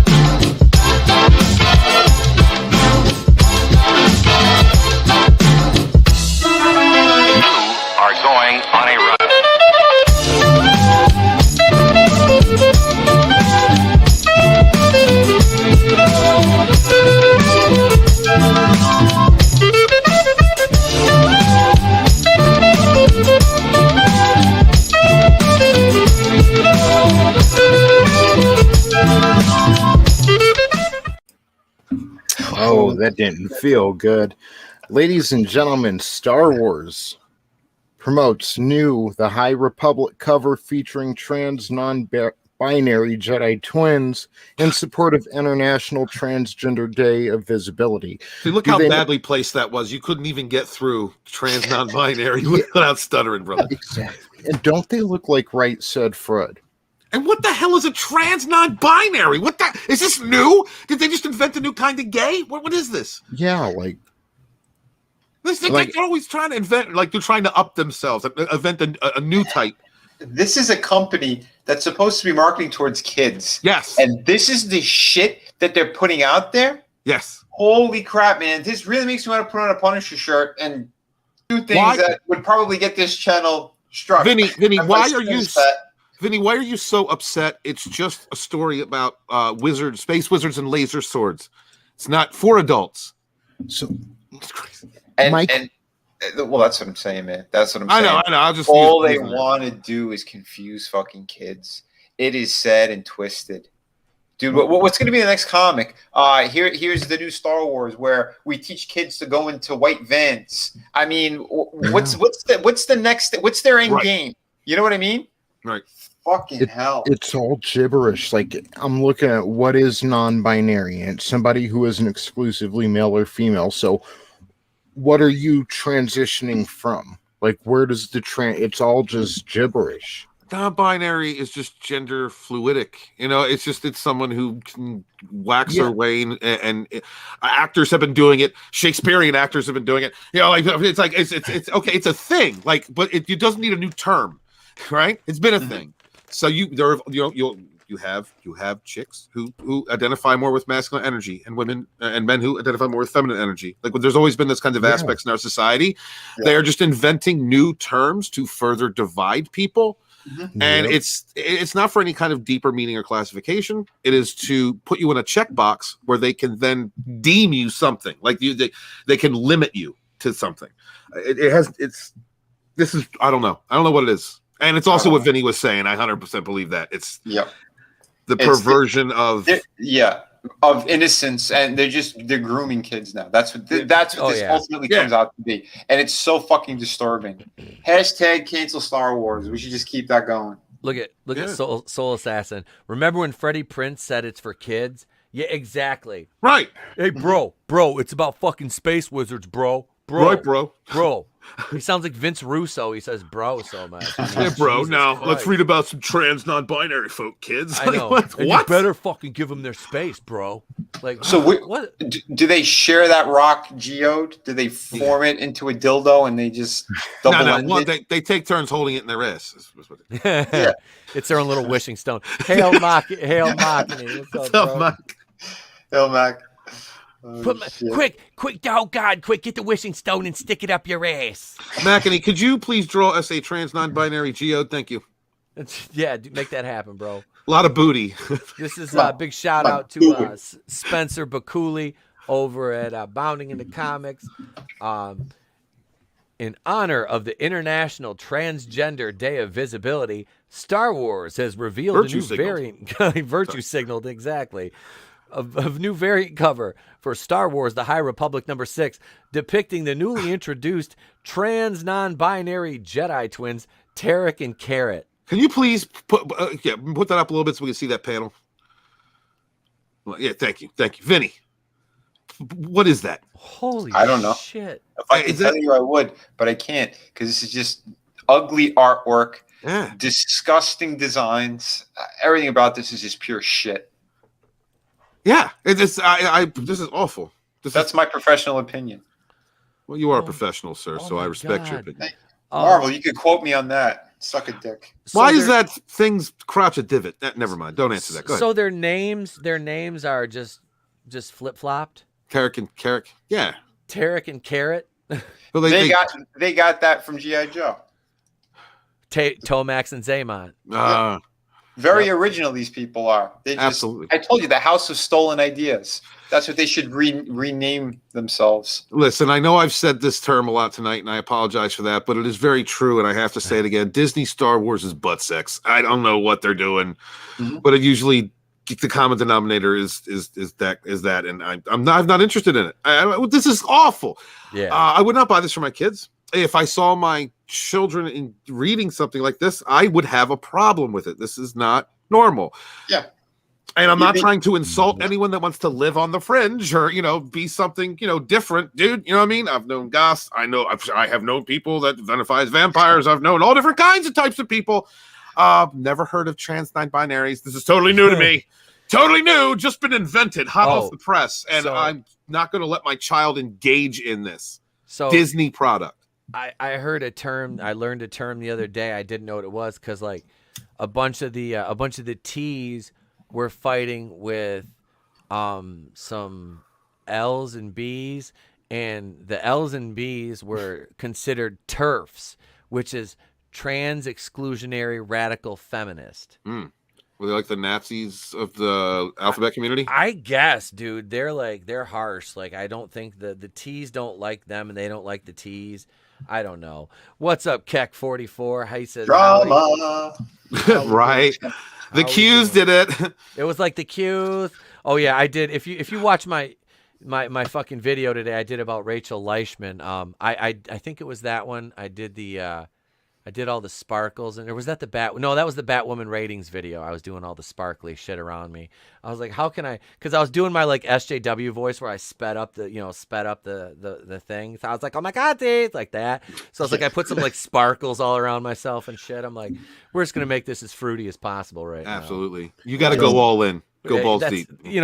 That's it. If you're doing it, you do it right. You know. Right. You get a box of Fruity Pebbles next time and put it next to you while you're doing it.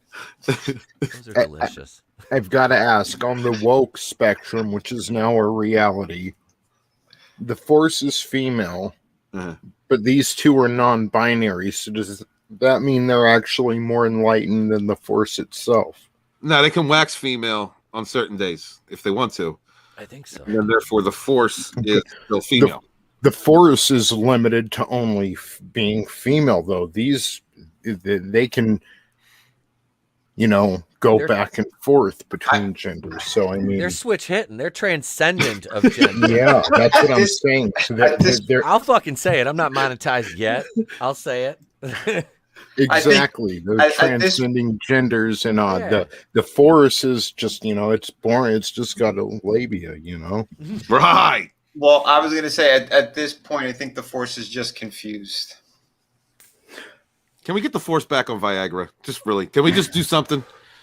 I want a little more toxic masculinity with my Force. I'm sorry. Yeah, I'm not high enough for this article. You will never, ever be high enough for this article. I'm trying right now. I've just eaten 2 edibles, so I'm hoping they kick in by the time I get to the second paragraph. Like Etep, I'm sorry. You're like Tony couldn't even read the entire headline, and then we couldn't even get past it. And yeah, before I was curious, I meant stumbling. Yeah, stumbling. Drawn by Marvel Comics artist Javier Herron. Damn, nice tonsils. Y'all keep going. The variant cover features Tarek and Seret, a green-bladed lightsabers in hand set against purple-hued space background. In the foreground, a pair of what appear to be High Republic-era T1 shuttles can be seen flying by. Yeah, we saw the picture. Thanks, honey. Sponsored by Burger King. Michael Buffer. Michael Buffer. Here we go. I told you who's under the Burger King mask. I'm telling you, it's all connected. It was me. That fucking clown. It was me. Here's Hey, the cover. That's cover art. This cover art. Vinny, talk to me, man.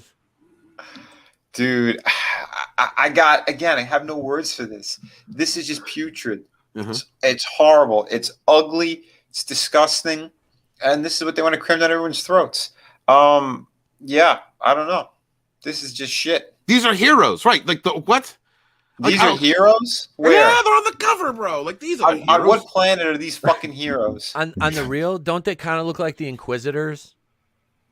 Yeah, I would say so. They resemble the Inquisitors to me a little bit. Or like those. If you remember Game of Thrones, the Daenerys when she was making her trip, trying to get back to her kingdom and all that shit. There were those weird guys. He's like a warlock or something, and he cloned himself, locked her like in the tower.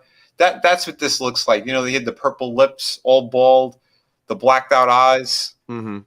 That's what this looks like. And he didn't look like a hero, and neither do these two. Yeah. Damn. That main Inquisitor that they resemble, I think it was revealed in Rebels that he ended up being a Jedi Guardian. Like a yellow bladed. So, I mean, it very well could be. Right, so they just stole the idea and repurposed it and repackaged it and made it a special kind of gay, and now it's here. One more time, the House of Stolen Ideas. Yeah. Now, the people who are big fans of the High Republic, not the High Republic. The High Republic. Are you riding a Rancor? Where's Jedi Karen? Is there not a better place for a cigarette ad? Like if I were to pick the habit back up, it would be staring at this cover. Well, no. This is for kids. Like Ben Affleck in that meme where you're just like, fuck that. Yeah, I don't know. Maybe I need to get drunk too. I don't know. High end drunk. I don't know, man. It's a website for kids, Tony. That's why cigarette ads and tobacco ads would be there. Because again, if you were a kid and you saw these two and you're like, oh my god, yeah. I need to buy I want to shave my head and put on mascara and shove my balls up my taint. I don't know. It's cigarette now an air purifier. That's so bad. Pass a rock between my siblings, just using our cheeks. Do I need to denounce bald supremacy? Sorry. I wasn't saying I tucked him back, all right? And the Finkel, not Einhorn. Einhorn Finkel. Godzillionaire, what's up? He says, Star Wars, the High Republic, chasing the crate dragon. Yeah. They should have called him Frickin' Frack or Wick and Whack. I would have loved it if they actually named him Frickin' Frack. That would have been a brilliant troll job, and I would have been like, well played. You're aware. It's gained sentience. Now, will they be rolling together in a field of grass at some point? I would imagine they probably would. I mean, why not? It's creepy enough. Yeah. That's what they're looking for. Yeah, I mean, Jesus. Eventually they're going to... Sorry, go ahead. Alongside the cover, Star Wars official social media accounts, with curious exception of their Twitter, wrote, they didn't want to get ratioed. We support trans lives, and we are passionate and committed to broadening our representation in a galaxy far, far away. Why? Cool. Yeah. Again, space wizards. They're not supposed to be talking about sexual shit all over the place. I know. And that's all. Dude, they talked about that geode and the sexual habits of a fucking rock. The mating smelt of a fucking rock. Yes, the rock has to have a mating smelt. And why is it called the smelt? Oh my god! Why not? Why is this ship called Vessel? I don't know. There's so many great questions. Because it's hot. It's smelting hot. You got a rock called geode. The ship is called Vessel. Listen, oh my god, I don't get it. Dude, it's more nefarious than simply trying to hypersexualize younger people to an older audience, or vice versa. It is about creating the acceptance of fundamentally changing the growth of a child during the fundamental stages of their development, based solely on either the parent's delusion or the kid saying something and that delusional parent interpreting it as, oh, we need to inject this thing with hormone stoppers and this and that. Yeah. You know, it's that's what it is. It completely sickens me that this common sense is thrown out the window. It has been for the last several years. They just threw it out the window. The beauty with that too, I heard about what's going on too. Now you have the kids and the parents who are now they want to switch back and they're trying to cover this up. Like they won't cover it, and there's big lawsuits being dropped because you just fucked up a kid's life completely with these hormones and all this other shit because they're forcing them on these kids at like 7 and 8 years old. Yes. There's places where you could, Vinny, there's fucking parents that have been arrested or threatened with jail if they dare to stand up for their child's right to develop naturally. That's where we're at. Yeah. It doesn't make any sense. And I don't understand what the end game is here. Like, is it just to feminize the entire community, to weaken the masculine? Here's the good news. Here's the good news. I think all those same people who agreed upon that and they're destroying their families' lives, I think those are the same people that are getting the double tap, the shot. So they won't be around anyway later. Will Lando Pound It is on. On this week's edition of Will Lando Pound It. Are they going to change the stories too now that the ships are going to be the equivalent to like a white van and they're going to tell the kids to get in? Oh, absolutely. We have what they're doing. Lightsabers and candy. Look what they're doing to Lando. That's why I brought Lando up. Like technically, yes. Now you can go back. Now you can watch the OT and understand that eventually that before he met Leia, Carrie Fisher, hot young babe on the screen and hit on it like a man should, that he was banging robots. And he was pansexual and doing everything in the galaxy. Like, what kind of image is that? Lando Calvin, like, I'm not trying. Yeah, you took the class and you just threw it out the window. And all over. It was. Yeah, you take Billy D. Williams, who was like the epitome of like not only like a masculine, but like a black man, like who was like very masculine, very in charge. And they tried to like tear that down with this portrayal. I used to work at a place with one of the coolest black women I've ever hung out with, and she had in her work area Billy D. Williams. She had in a frame, and I was like, "Yeah, you like Billy D?" So, he's the best. He's a smooth cat, man. Yeah. Hi, it's me, Billy D. Williams for Colt 45. It's been a hard day. Why don't you crack open a can of Colt 45, sit down, put your feet up. You've earned it. Billy D said so. Right. Yeah, I'll be like, we make fun of him, of course. We make fun of everybody, but like he was an icon of his time. Oh, dude, I love Lando. I love Lando. That was great. A great Billy character. D's a hell of an actor. Right. They didn't just write him in and say, we got a black guy and gave a terrible script. Like they wrote a good character. He was a scoundrel. He was Han's friend, but he was the other side. You know what I mean? He was kind of like the opposite of Han. It was just a great character. They didn't, And what's great about him too, though, and in real life too, he is that cool. He is that nice. You know what I mean? Like he's just a fucking great guy all around. But no, they don't want to glorify that stuff. They want to embarrass the character. They want to embarrass his legacy of absolutely. Absolutely, Vinny, because well, he is a smooth, masculine, a very masculine person. Like play masculine characters, and he's not trans, non-binary, and that's a problem. That's a problem. That's a bad example for our children. In the Space Wizards universe, that's only for kids. Which you have to love. What you have to love is they took away those heroes, and now you know what they replaced them with? People like Floyd. Those are the ones that they replaced them with, because now it's everyone has to be like that. Really? Vinny, I'm kind of offended you didn't point out Claude, the armless penis monster engineer. Damn, man. Where's Shaft representation? I mean, should a penis monster have arms? No. Joss Whedon has arms, and he looks like a penis. Don't worry. So does Bob Chapek. Joss Whedon is a penis. Bob Chapek looks like a big penis. They don't really need to explain how he repairs things as an engineer, just as long as he looks like a penis.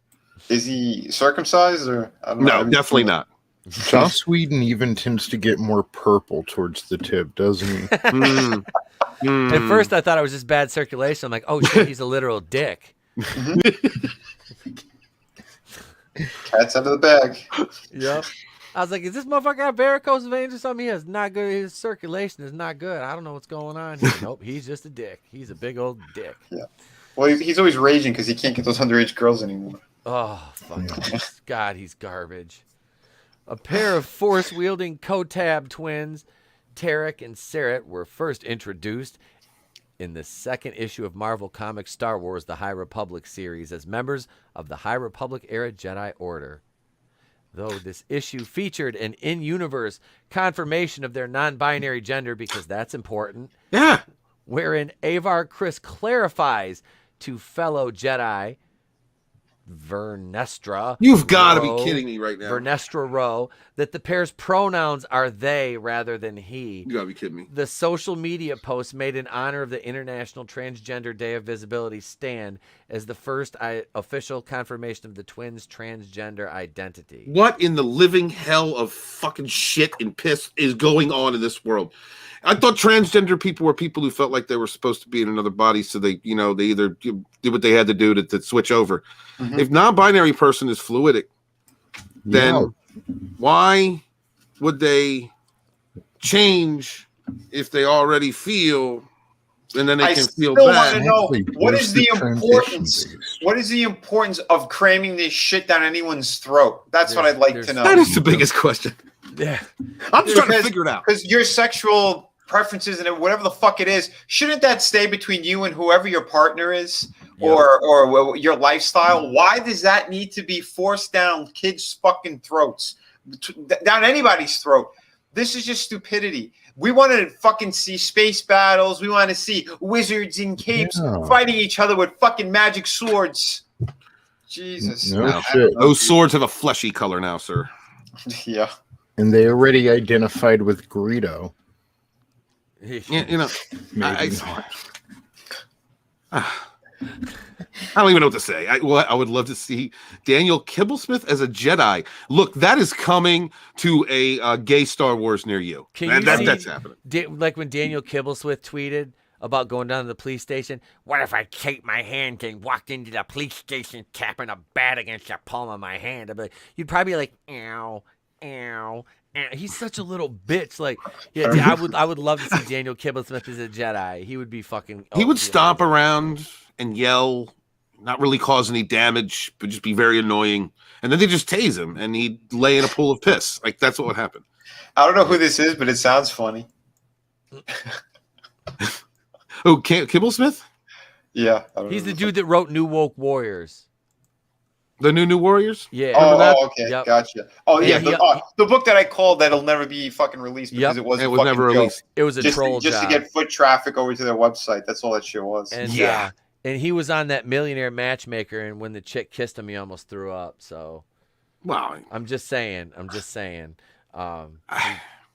he might be hiding something. It's all right, Dan. It's 2021, bro. If that's the way you are, it's all good. It's called a closet. You know what? I came up with a great plan. I think I'm going to come up with another name. I'm going to pretend to be one of these woke warriors. I'm going to infiltrate Marvel. I'm going to get to the top, and then we're going to fire everyone and bring back cool shit again. Do it, bro. That Do would be it. that would be some shit. Vinny works his way up. My name's Tinny Tartamella. I don't know who Vinny Tartamella No. is. You would I have no to idea who tape that is. your junk to your leg, like in the middle of, like way back in the middle of the thigh. In Dude, order to just stand say there. you're non-binary and nobody will fuck with you ever because you're like one of the people, like the protected ones at that It point. needs to be an arrogant name. That's how it usually works. So it'll be like Enzo the Great. That's what I'm going to come in as.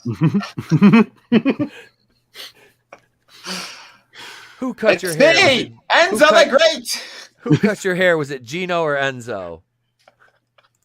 There's no way my Gino did that to your hair. That's an Enzo. There's a Seinfeld deep cut. I mean, do you think that the non-binaries will start getting oppressed by the trans non-binaries? Like, I can't wait to see that fight on Fox. Right. Hey, wait, I saw a comment by Greg. He says, Vinny, you're white as fuck, not going to happen. Yeah. You're forgetting something. If I tan, I could get super dark, so I could pretend to be something else or some kind of mix. I get mistaken for Puerto Rican. I mean, shit. Vinny, I could see you getting like Greek or even like if you grow some facial hair out, probably some Latino. Oh, dude, Etep, I could grow a beard in like a day. I'm Italian. Yeah, you know that. I was gonna say, yeah. Facial hair. he just holds his nose and like hold his breath. He just goes, exhales and the beard just comes out. There you go. It's me, Enzo. It's me, Enzo the Great. I'm here to run the Marvel. This article's great. Yeah, let's see. Regarding the absence of the announcement on Twitter, user DataRacer117 hailed the Data Racer, shared his belief that Star Wars posted this on Facebook, so you have to use your personal account to call them out, or in order to dissuade backlash and criticism by opening up users to being doxxed and harassed by radical activists for your bigotry. Don't fall for it, fandom menace, warning conclusion. Speaking directly to the Star Wars fan movement, Tony and I commented on the same post on Facebook, and they deleted one of my comments. They left my GIF, but they deleted my fucking comment. Yeah. Wow. Because I called them mental midgets. Wow. You're not allowed to have that opinion. I was surprised I didn't get. I was surprised I actually didn't get like put back in Facebook jail for that. I was like, the correct term. No, the correct term is mental little people. I was gonna say mental little people. Did I still like to be called munchkins? Mental paloopas. Can I call them the Lollipop Guild? They're over here. We represent community standards. We'd like to welcome you to Facebook jail. I'm like, fuck. Oh yeah. What about elves? Yeah, you forgot about the elves. You're right. Oh, fucking. Trans exclusionary non-binary elves from Mars. That's the next one. This just. What is wrong with these companies? I know. There was the ones that did Transformers. They had gay robots and they never had any kind of sexual anything. Dude, they've been destroying this shit for years. Gay robots now? Gay robots, yeah. Yeah. Oh, you haven't? Nah, it wasn't on my gaydar.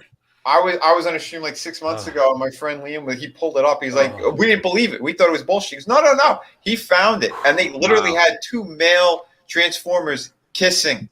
No, what? What? Yeah. What is it? Mm-hmm. That was, I think, IDW. What does Transformers have to do at all with any of that? Exactly. Meets the eye. Yeah. Genitals in disguise. Talk about Transformers. Right. Transformers. It's like it's getting number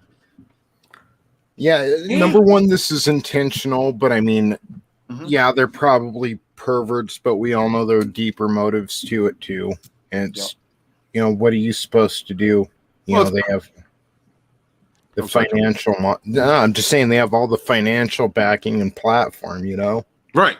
Which is funny because IDW was like millions and millions of dollars in debt that they kept borrowing back. So I don't know how the fuck they're still afloat. It's not about making money, Vinny. It's about pressing an agenda. And Tony's right. They are perverts, but they're perverts who are being platformed for nefarious purposes. It's a cycle of evil. That's how I see it. Then they want to project that onto everybody else and cast aspersions on us and say we're the bad ones. It's like, wait a minute. No, we called your shit out, so we're bad. You know, you toxic heterosexual men. Yep. How dare you? How dare you be the majority of the world population? How dare you? Oh, look who it is. It's Culture Casino. Etep Wakadushian. I love you too, Culture. Wow. Your head of long, flowing, beautiful hair. No. You forgot. It's Inceltep. Come on. Inceltep. Yeah, that's a good one too. I like that one. I do. That's clever. Like I said, man, I got into it with this guy on Facebook today, and I was like, getting ready because Sal was like, "You go back to Facebook jail again. I'm not coming back on the show." I'm like, "Motherfucker, I've been so good." And today I just got into it. I just got into it with this motherfucker, and I was kind of like, should I go hard? And I just hit him with a dog meme with the Spartan helmet on and said, "Okay, Retardicus" on it. I'm like, let's see how this goes. That ain't bad. Just threw that out there. I'm like, nothing really. I didn't go to Facebook jail. All right. Good. He came back with some bull, and then the guy like wrote like 2 paragraphs. I'm like, bro, it's a meme, man. Like what?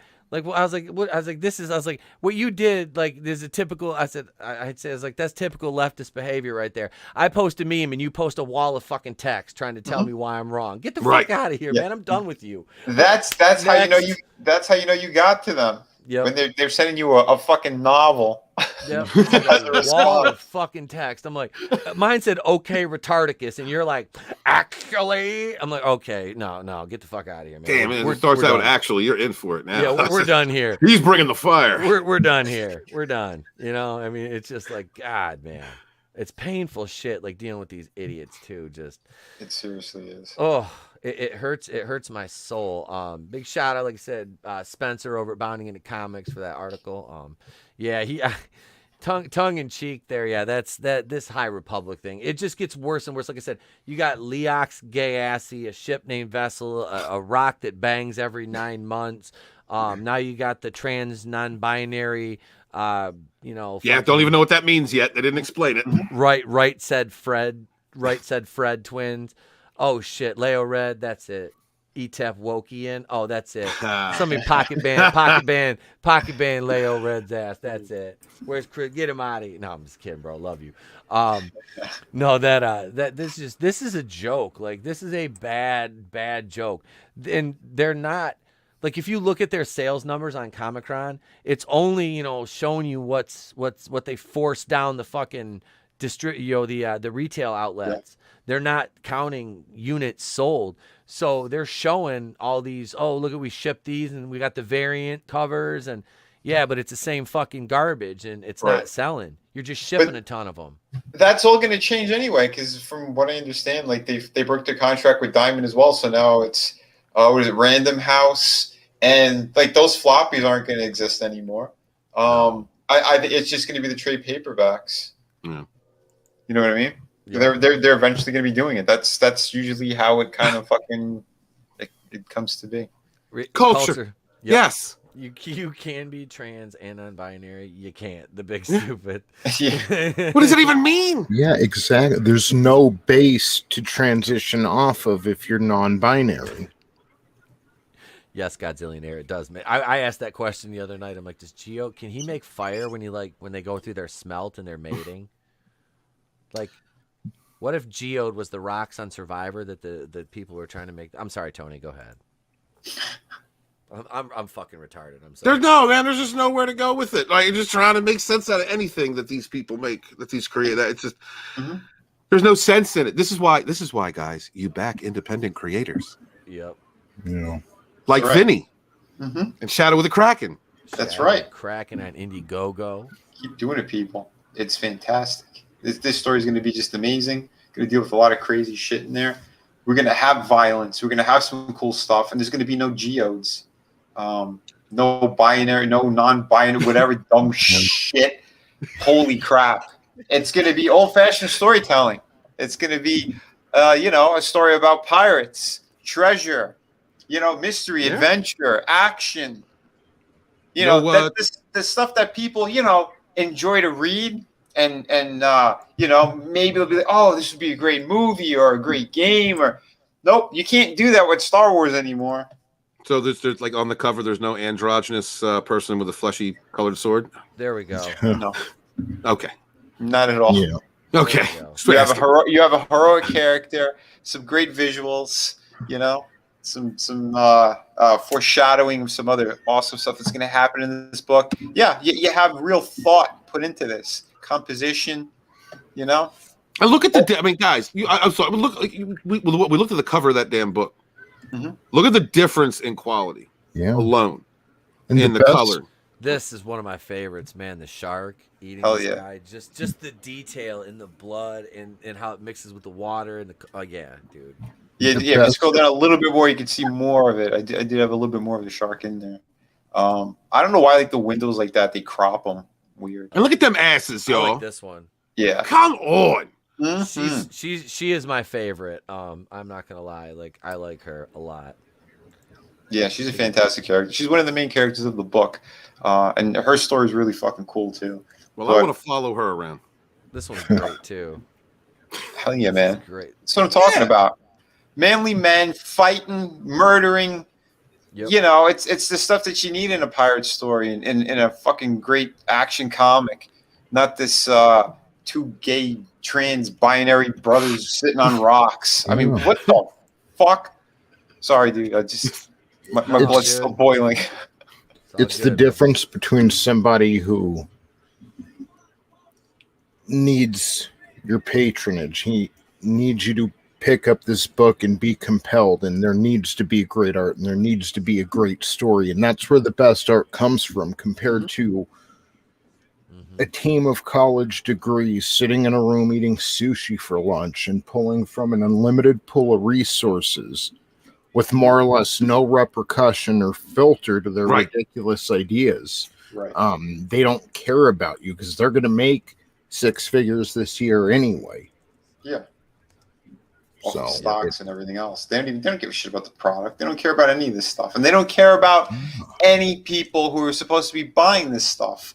I've seen it firsthand when I worked at some of these companies. That's why I walked away from this shit. Because that's what it is. It's all about who you know and what stupid agendas you're willing to push. It's not about good storytelling to them. It's not about making people happy. It's something more sinister and disgusting. I just don't get it. It's not about a quality product. Yeah. Well, again, that's why I'm bringing quality back to the table, man. You know, between all my projects, this is number 6 in less than 2 years. You know, that's the way to do it, man. It's just get great artwork out there, great product, beautiful books. You know, this is going to be 50 pages. I'm well past the halfway point on this. If I could hit some other stretch goals, if we're, you know, before we get closer to fulfillment, which I am looking to try to fulfill by the end of the year on this one, because I'm pouring in extra detail in all these pages. I'm pacing myself a little bit because I'm starting to work on the channel more and grow my channel. I've been teaching people how to draw. I got great master lessons on my YouTube channel, which is at Vinnieart. But again, it's giving back to the community, helping out other artists, other people who you know, because I'm seeing a lot of novices that are jumping into this, or I get a lot of messages from younger people too going like, you know, they want some tips. So I figured let me just do it on my YouTube channel because I don't have time to, you know, do one-on-ones with people anymore. Just that's a good idea. So that's why I've been pivoting a little bit like that, showcasing other creators and hanging out with other cool people. I mean, a lot of you guys, you've been on my show. I mean, I just, you know, hail to the chat. Anybody watching this later? When I first came into this community about 2 years ago, Vinny was kind of in the same wheelhouse the first people that I met. I think it was around City of Venus. Yeah. And I remember I've watched this dude's product. It's continuously good. I mean, and this book looks better than I think what he's done before. And those books are fantastic. Like, and that's the quality you're going to get from an independent creator who cares about what they're doing, cares about the customer, cares, you know, I've seen, dude, I've been around Vinny, I've been around other people who get into fulfillment and like the joy that they have when they're shipping out their product that people bought, supported them with, doing something that they love. And like I said before, we all came out, basically we've all come together because of this industry that hates us, trying to do weird things to our kids, change them and change society, tell us what we can and can't say, separate us, divide us, create bigotry, like what F all that. this is where we turn to the indie sphere. This is where we turn to independent creators who have gone through this with us and understand the quality of escapism and not injecting your damn politics or your gender or your sexuality into everything. It doesn't need to be there. It just doesn't. This is great work coming out of this community. Hail Vinny. Like, I'm glad that he's on the team. Like, Vinny and I have been friends for a while. We just didn't have a chance to live stream together because we weren't running in the same circles. And then I just was like, dude, come to Rogue Entertainment. You know, like, I think I live streamed with you like one week and you were promoting, you were getting ready to promote this. And it was just like, yeah, well, why are you not in my social circle? You know, good person, promoting other people all the time, y'all. Everything that I talk about, and as far as helping one another rise together, like, Vinny's been doing that with the other independent creators. So, like, it's important to support this man. This is a good man. He's putting out good products. Please share out his IndieGoGo. Support my brother Vinny.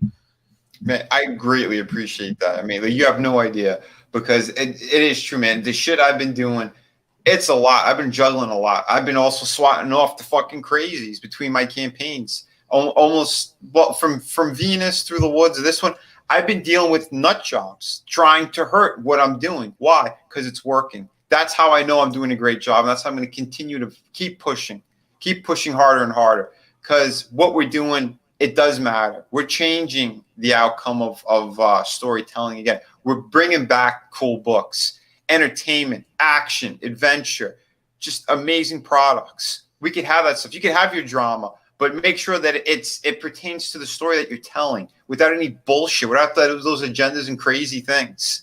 Because this book, I have some of the backstory. I'm dealing with some slavery, stuff like that, but it's shit that happened back then. So how could you have, like, you tell a story like this and gloss over it or not talk about it? It's foolish. It's stupid. Like those Pirates of the Caribbean movies, they wanted to make it so kid-friendly that they went away from all that. But it's okay to have weird-looking monsters and sea creatures shit or whatever. Like, where Jones was a fucking squid face and shit. Yeah. Tell me kids really, they ran to that. They gravitated towards that. Please, you know how many kids probably pissed their pants and didn't want to see the movie? I mean, I don't know, dude. But it depends what kind of product you're putting out there. What I'm putting out there is more for young adults and up, you know? I had, like, a kid book that I did with my brother Frank. He came up with this great story. So it's okay. You could branch off in different things, but don't turn your back on what people really want, you know, shit that's going to grow. It's going to be a great new IP. You could be intelligent. You don't have to dumb down things, because I also see that in the market. That's all they fucking do. They think everyone is handicapped mentally, and they just want to keep dumbing things down and pushing these stupid little catchphrases and what all these people are fighting about nowadays. I mean, who gives a shit about that stuff? Vinny, so dead serious though. Like, I love Star Trek. Well, I love not new Trek, Star Trek, because there's a level of, you have to be a little smart to get into it. You know, like, you've got to be able to think outside the box, or understand. You know, you have to be able to think. You know, and New Trek doesn't do that. New Trek talks about non-binaries and just shit I don't care about. You know what I mean? Isn't everybody on Discovery, like, baseline by anyway to start with? There's all special kinds of guys. I don't even care anymore. I know the guy, what's his name, the redhead dude, because, like, he was gay. Tilly, they just made that character gay. Isn't Mikey Spock a lesbian? She's a lesbian. So what you tell me is they should just change the title to Gay Trek. It's like it's basically like Gotham, and it's like Gotham City, like Batwoman in space. Where no hetero has gone before, bro. Look, like, they could have made, like, Stamets and I can't remember the doctor's name. Like, they could have made a gay couple work. It's not like they haven't had gay representation of some kind in Star Trek previously, right? It just wasn't a huge thing. But they could have done that. They could have done it elegantly.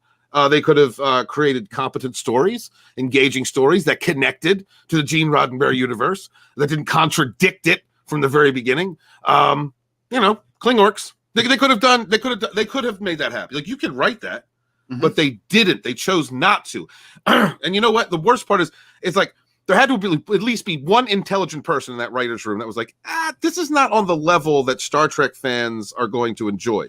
There had to be one. The rest of them do not have the talent. Yeah, they fired him. You're right. Yeah, because he was a black man, and he said the N-word. and the SJW white people were offended. Talk about privilege. And so, but they didn't have the talent. They didn't have the talent. They had a gender studies degree, and they had an indoctrination course at their local college. And then they were given these jobs, but not because of their talent, but because of their politics. Mm-hmm. That's it. And it destroyed my favorite franchise of all time. It didn't destroy pre-CBS All Access. That's mine. All that is mine. Just like Star Wars. Everything more Disney is mine. Everything after, I don't recognize what that is because it's incompetent. It's grossly negligent to the story, the fandom. It's offensive, and it's just indoctrination for weird shit that will disappear.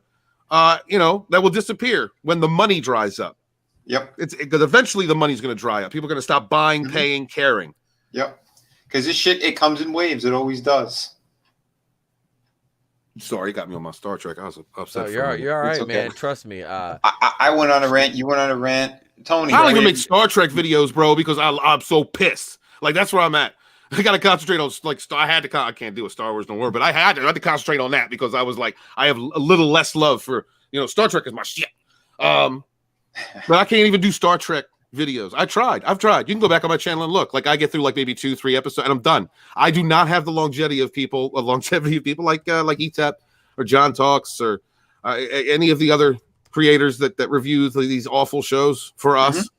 I just can't do it. It's offensive. It's so terribly written and produced. Although Javicia Leslie does look hot. She's sexy as hell, but my God, like her character is fucking insufferable. She's such a. I'm always a victim. It's all about me, and I can never be wrong because I'm Ryan and I'm a black lesbian. I live in a van down by the river. Fucking Jesus blood plant.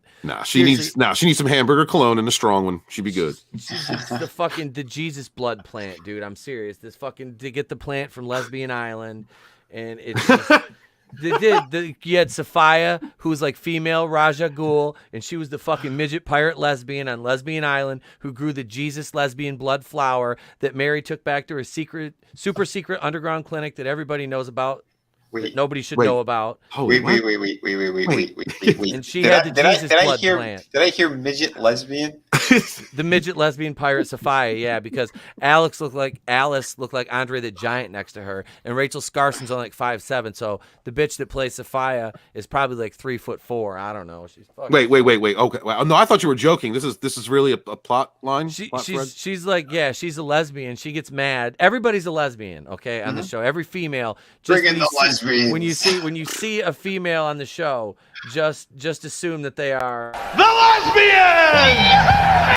Just assume that they're all. Well, I mean, yeah, no, I get that, but are we talking like the cool ones, like the kind that would go on the Howard Stern show back in the day, or are we talking like Leslie Headland? Like what? No, they're all lipstick lesbians for the most part. Okay, so it's visually, it's aesthetically pleasing. Okay, so you've got Mary, the Asian girl, which is Kate Kane's stepsister.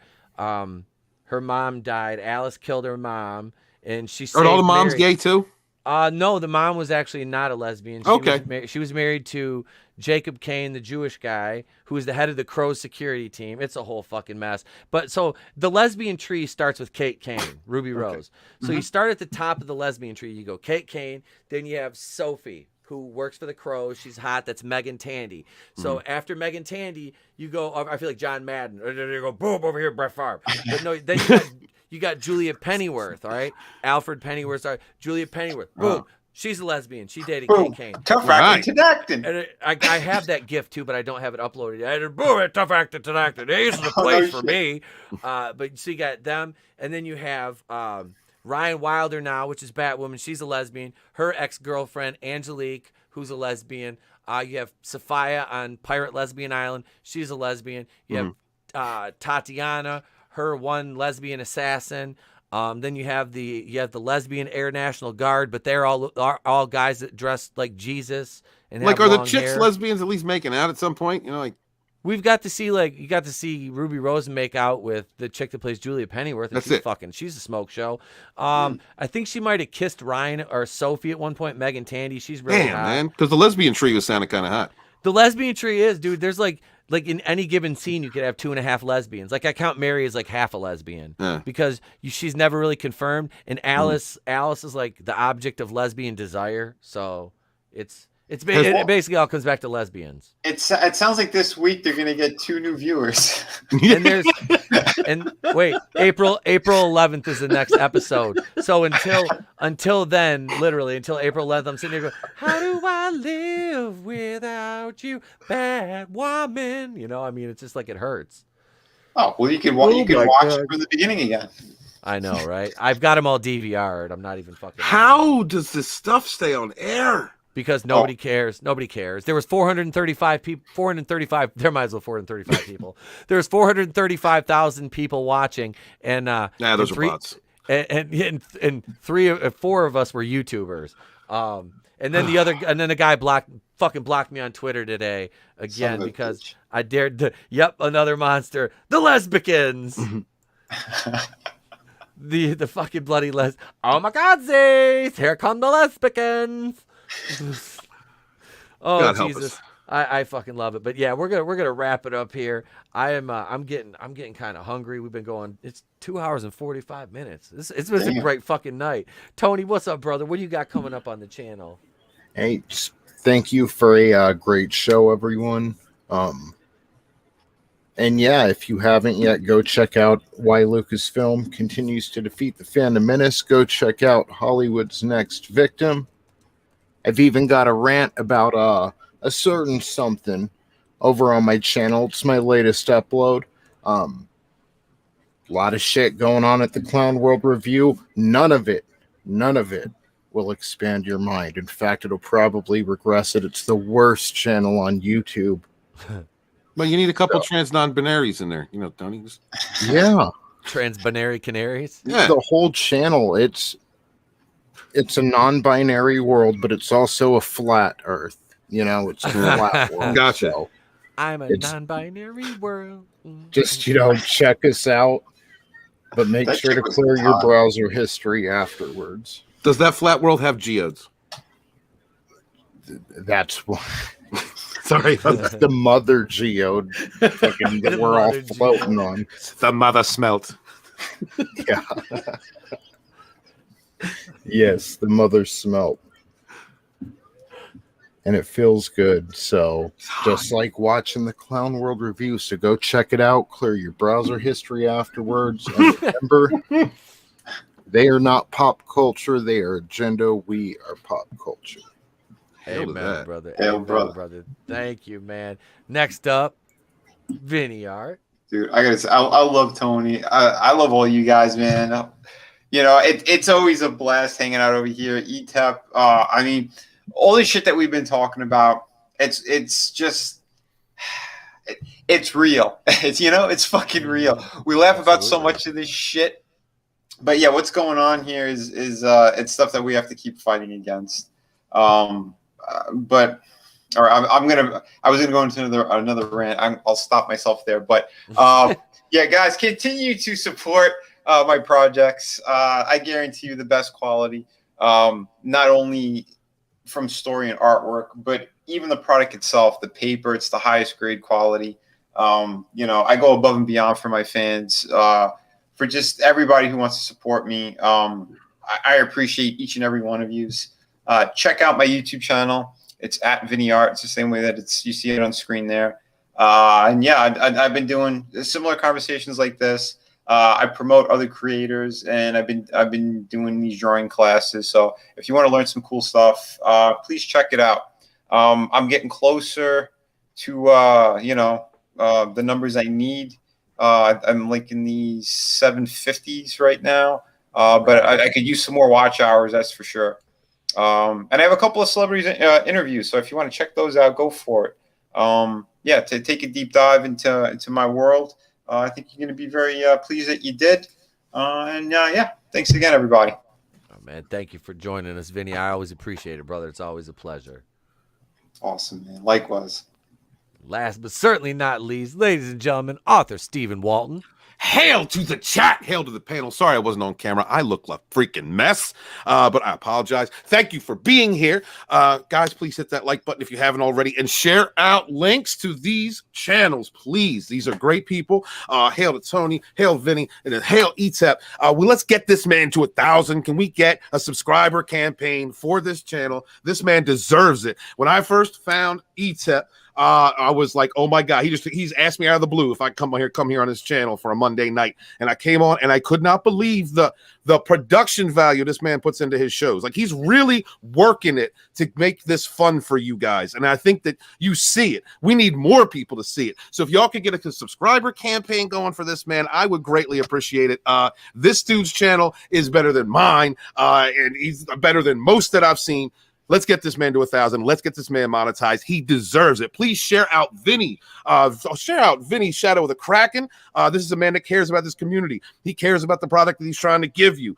He is here on the ground level, helping everyone to rise together, supporting each other, doing what he can when he can, because of how busy this man is to help us all. And hail Tony. Every time I come on, I love Tony. I love chilling with him. And please subscribe to his channel. He talks what?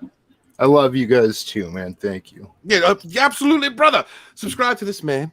He's self-deprecating like myself, and I enjoy that. I'm not the only one beating up on myself. Thank you, Tony, for standing by me, because these people pick on me. Hail to the chat. You guys are awesome. Thank you for supporting all of these channels in this independent community. Hail the Fandom Menace. Hail Comicsgate. Please keep supporting one another. I am author Stephen Walton, the Fandom Menace historian, your historian, born in the chats of the High Council with my brothers and sisters fighting for our modern mythologies. Wash your hands. Wash your ass. Be good to each other, yet suffer no fools. Peace. Thank you, sir. I am humbled at those words. I do appreciate it. And like I said, my goal by Friday was 625. If I get 625 by 9 a.m. Friday, I will do another live stream morning show. I'm doing one tomorrow morning. You get your regular weekly live stream on Thursday, mornings with the Place to Be reviews. I got some things I'm going to talk about tomorrow. And yeah, so if I get my 625 goal by Friday, I will pop off another live stream, do a morning show on Friday. I'm going to be home all weekend, so I'll be over on Steven's channel Saturday night. Are we on your channel or Wes's? I can't remember. I said, no, my Rogue Entertainment's going to be on my channel until we launch the Rogue Entertainment channel. Okay. All right. Yep. So we're on your channel Saturday. I'll be over there Saturday night. Yeah, and Sunday I don't have Batwoman or Walking Dead, so I'll be working on finalizing that WWE video I've got working behind the scenes. I'm also doing I've got one I've kind of been kicking around about the white supremacy factor in Falcon and the Winter Soldier as it goes to John Walker. I've kind of got that one working. You're going to get another daily video tomorrow. I'm going to have those. I'm going to try to have those 6 or 7 days a week for you guys. Those are fun to put together. I enjoy doing those. So yeah, that's man, it is a blast. I have just been busting my ass on this channel. The I Love the 80s series is starting soon. I'm getting ready to start doing my first review of episodes 1 and 2 of Galaxy High School. That's a cartoon from 1986. I'm starting in 1986 because it's one of my favorite years. A lot of good movies came out that year. One of my favorite Friday the 13th movie came out that year. Friday the 13th Part 6. Jason Lives. Speaking of Friday the 13th, next Wednesday right here, Tony and I will be joined by Justin Proper and Fanzine, and we are going to be discussing, is Jason Voorhees a man or a zombie? I say he's a fucking zombie. I say the opposite of whatever Justin Proper says, because he's an idiot. You're going with zombie then. Well, thank you. Yeah. I appreciate it. But yeah, Justin. But Justin's a good dude, man. Yeah, he pisses on air and doesn't wash his hands. You know, you can't do that. He's a good dude, man. Thank you all in the chat. Another monster. Frankie Knows. Phantom Menace, Ultron, Keely Chow. Let's see who else. M. Dastardly, Leo Red 2. And Leo Red 2 was in the chat, and it came through. And Brett Favre. Me, John Madden, my Pat Summerall. I'm here. Boom. I don't even know what's going on anymore. Ace is a place for me. There's another John Madden. Nano Reaper. Thank you. Godzillionaire. Greg Levitri. Man, there was. Let's see, Glizner, Parrot Head. Thank you guys. I do appreciate all of you. Culture Casino with your lustrous flowing mane, sir.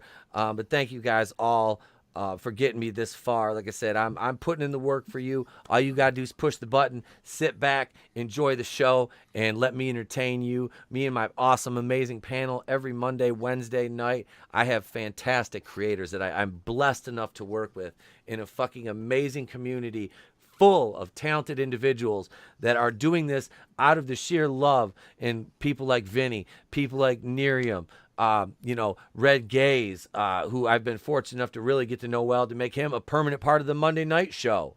So is Red Gaze not one of the coolest people you've ever met? Yeah. I told you, brother. And he actually, I thought I lost the template I had for that sci-fi series I started writing. And I went back in my email, and apparently I never deleted anything in my fucking email because it was there in an email from October 26th. And I found it, and I re-downloaded it and saved it on a hard drive. So now I'm going to go back and start writing that again. So I sent it over to Red, and he said he actually liked it. I'm like, nice. Oh, holy shit. Man. I'm like, I'm going to put out right now. You get this done, I'm going to do your cover.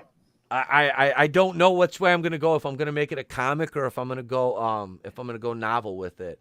I want to talk to you guys about that. So that's one thing I gotta figure out. Cause I was editing a book at one point and the guy stopped writing it, and I just wrote this shit. What I wrote down, Steven, was the night you were on. We were talking about creating our own stories, and cause you talked about your book, and I wrote this literally, like, it was like 3 or 4 pages, and I wrote it in like a half hour. Dude, and it was good, intricate. Yeah, it was an outline for an entire fucking like story, civilization, like interplanetary relations, and so I have it back. I'm like excited. I have it again. So it's like I want to start working on it again now. So yeah, I've got a lot of shit going.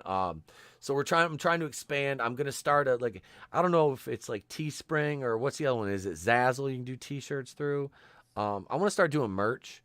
I want to do some merch. We all need to, man. And that's not, and guys, that's not me being greedy and wanting to make money off you. That's me wanting to take that money and reinvest it into the channel for different things for the channel, so I can provide a better quality of entertainment. Like when I move, I'm going to have a studio. I'm going to have a big fucking wall behind me that's green, so I'm not sitting here in this chair, and I can do some shit, because trust me, I have so many like skits that I want.